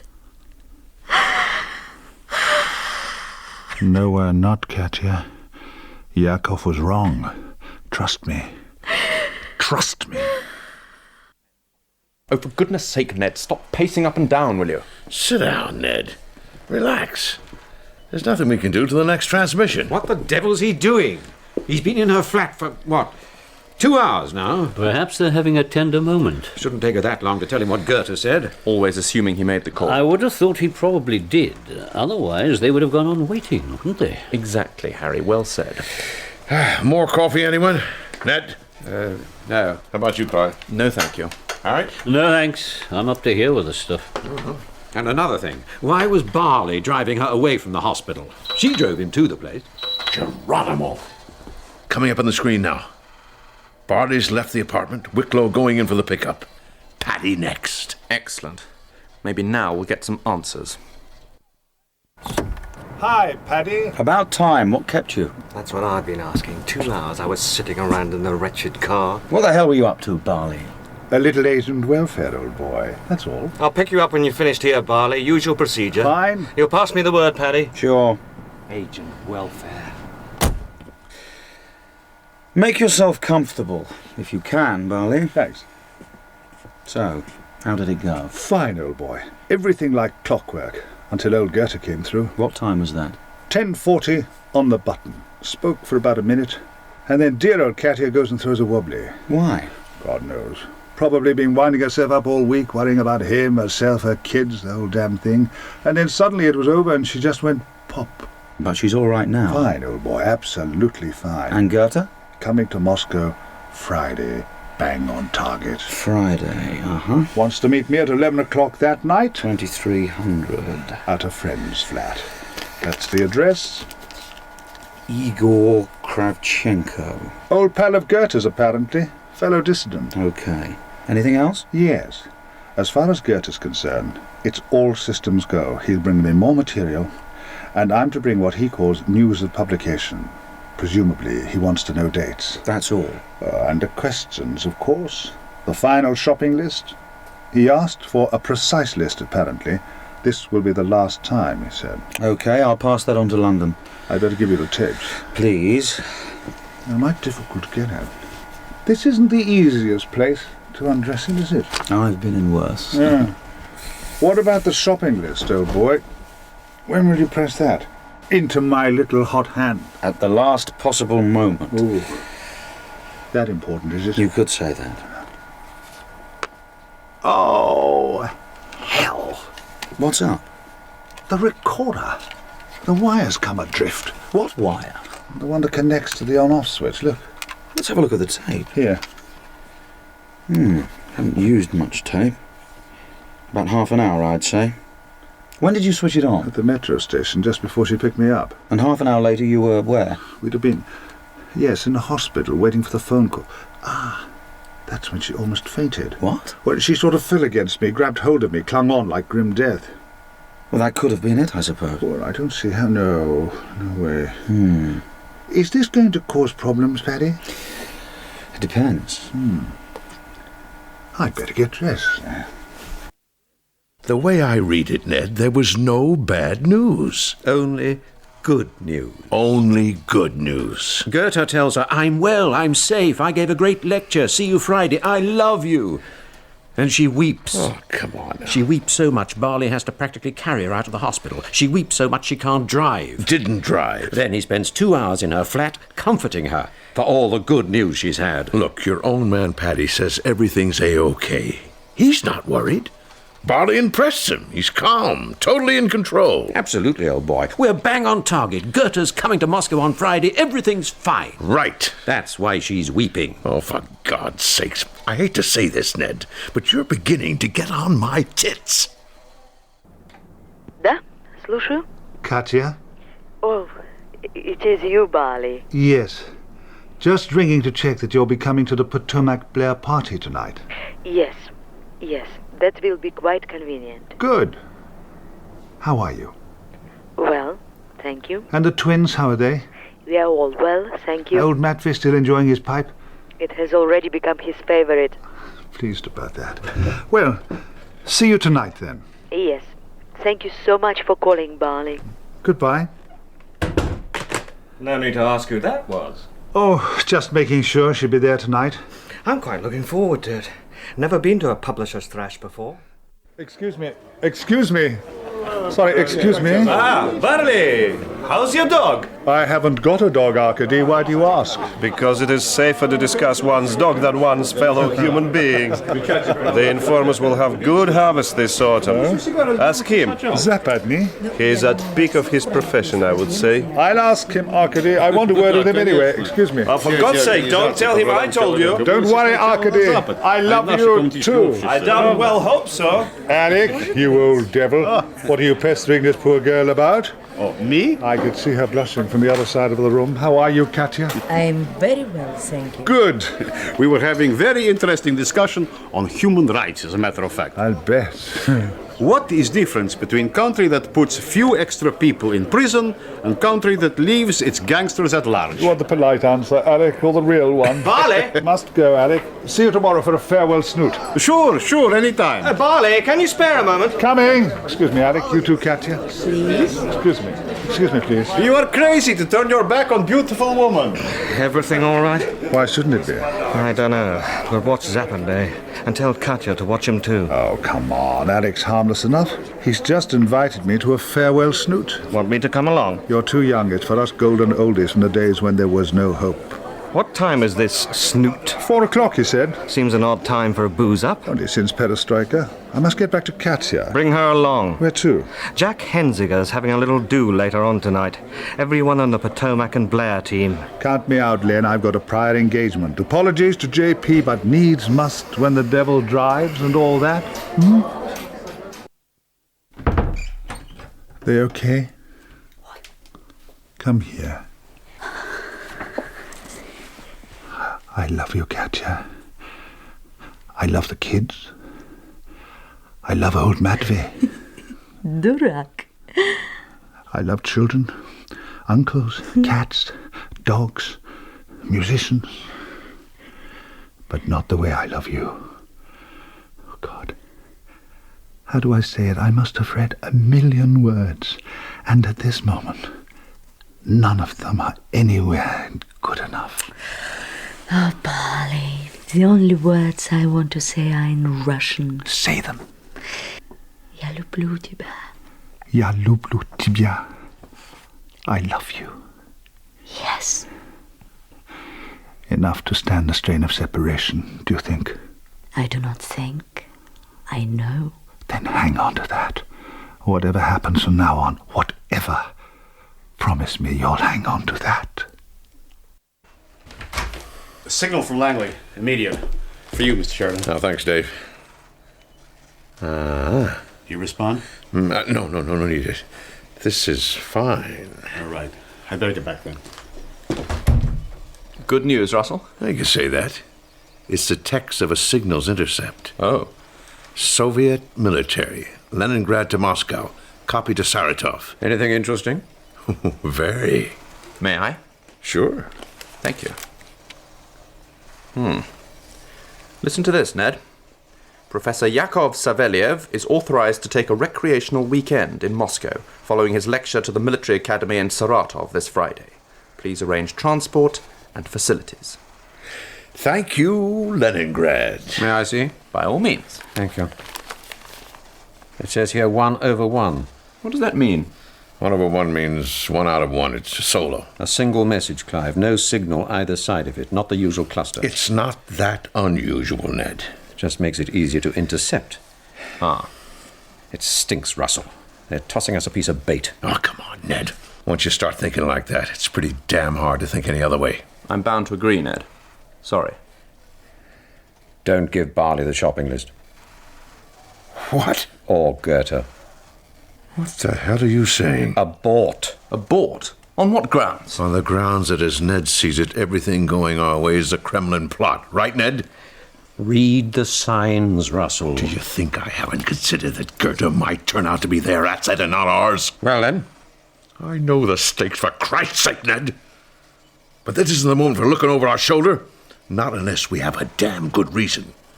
We're not going that route, Ned. It's my operation and my ass. Then don't give him the shopping list. Why the hell not? Give me proof, Ned. Cast iron proof, not hunches.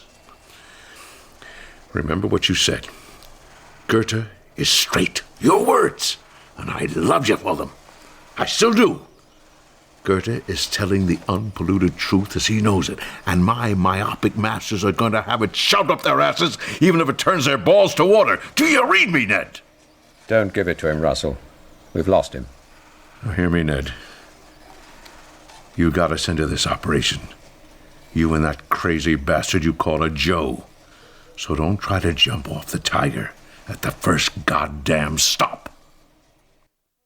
Barley, my dear chap. Oh, look here, it is most kind of you to call. But I am most puzzled to know why. You have perhaps some deal you wish to discuss with me. Yes, I do. I understand. Your Mr. Hensiker is perhaps too greedy. He is a big tycoon, sure, but he is not understanding our world of publishing, I would say. Any chance of a drink round here? Alas, Barley, it is more than my life is worth to offer you a drink in the office these days. But you must please sit and let us kick some thoughts around for a few minutes, eh? Пожалуйста. Alec, does that telephone work? Of course. Listen to me, Alec. I am ready to betray my country, and I'm in a hurry. Barley, what are you saying? I want you to put me in touch with the proper authorities because there are certain conditions that have to be agreed in advance. No, but I have no idea what you are talking about. Don't tell me you don't know who to get hold of, Alec. Just do it. Okay, Barley. If you say so. I just make one phone call. Okay?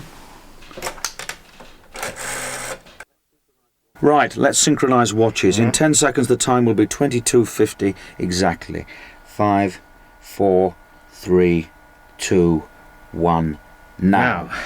We'd better get going, Barley. Yep. Nervous? Wouldn't you be? Probably. Here. The shopping list's built into the text. Thanks. From here to eternity. Very apt. The Americans are treating it like the Holy Grail. So am I. Okay, let's go over it once more. Len drops you 500 yards short of Igor's apartment block. As soon as you get inside the apartment, you check it out, and you give us the signal that it's A-OK. Light on, pull the curtains, both ways if I have to, but leave them drawn. Correct. Pickup's the same routine as before. Roger and out. This letter's for Ned in case anything happens to me. It won't. Take it anyway. Okay. Come on, Len. And don't keep me waiting all night, if you don't mind. Hello, what's happening in here? Hi, Harry. You've been here all night? Unfortunately. We've lost him, Harry. He's gone. Who has? Barley. What do you mean, gone? Didn't he keep his appointment with Goethe? Oh, he kept it all right. He just never came back. Wicklow waited all night for him. Are you sure he isn't lying drunk somewhere? Out on another bender with Goethe? Like Peredelkin, no? No. He left a letter at the hotel for Len Wicklow. Jack Hensiker got one, too. Quote, "Tell them you never trusted me. I didn't trust me, so why should you?" Unquote. Sorry. I think we should let everyone go now. What do you say, Ned? Yes, of course. Now hear this, boys and girls. The show's over. Time to put the chairs on the tables and go home. We lost. But thank you all for a fine effort. A tremendous effort.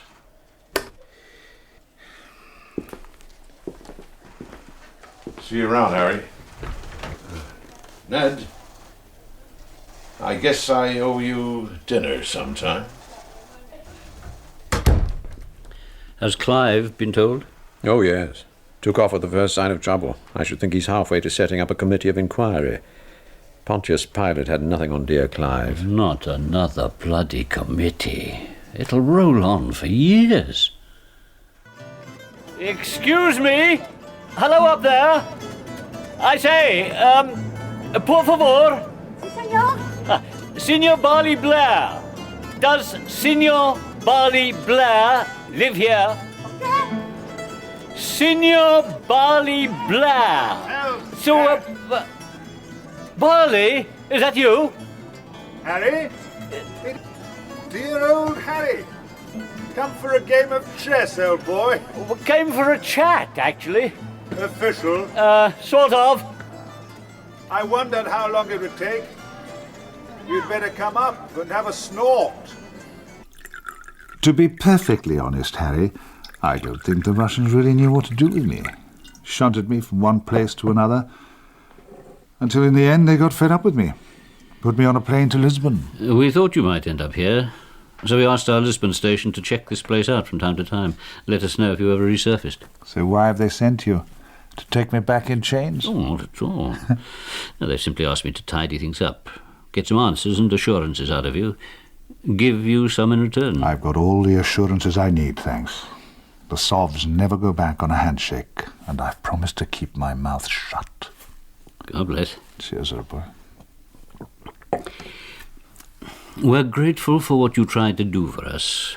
As far as we're concerned, you acted very honourably. Everybody talks under duress, and you are no exception. Bollocks. I talked of my own free will. Still, we are aware of the cost to you, professionally and personally. We're concerned that you should have your fair measure of compensation, on terms, of course. Terms? Conditions, then. The sum involved could be quite large. Was the fallout very bad, Harry? Well, internally, within the department, it was prolonged and spasmodically painful. For you? For all of us. Ned was the principal casualty. Sorry about that. I really am. Internationally, the whole operation was, well, quietly swept under the carpet. Both sides pretended it never really happened. Both? Well, Moscow didn't want to rock the boat any more than we did. Goethe paid the price, though. Yes. Professor Yakov Savelyev died of natural causes, shortly after delivering a successful lecture to the military academy at Saratov. That was the official line. Goethe was a lost cause, Harry. There was nothing I could do for him. No. But Katya, she was still savable. Was that the deal?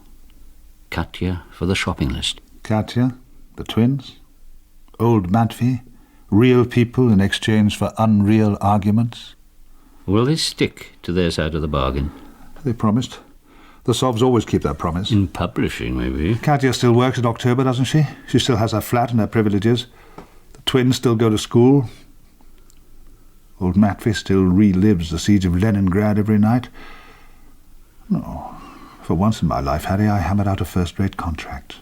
I only hope you're right. No. She'll come, Harry.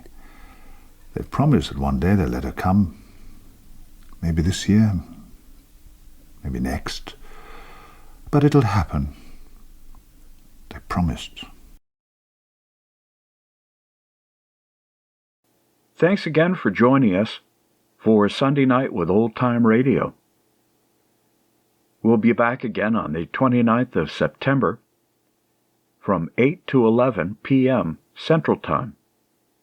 We hope that you'll always be listeners. Until next time, sleep tight.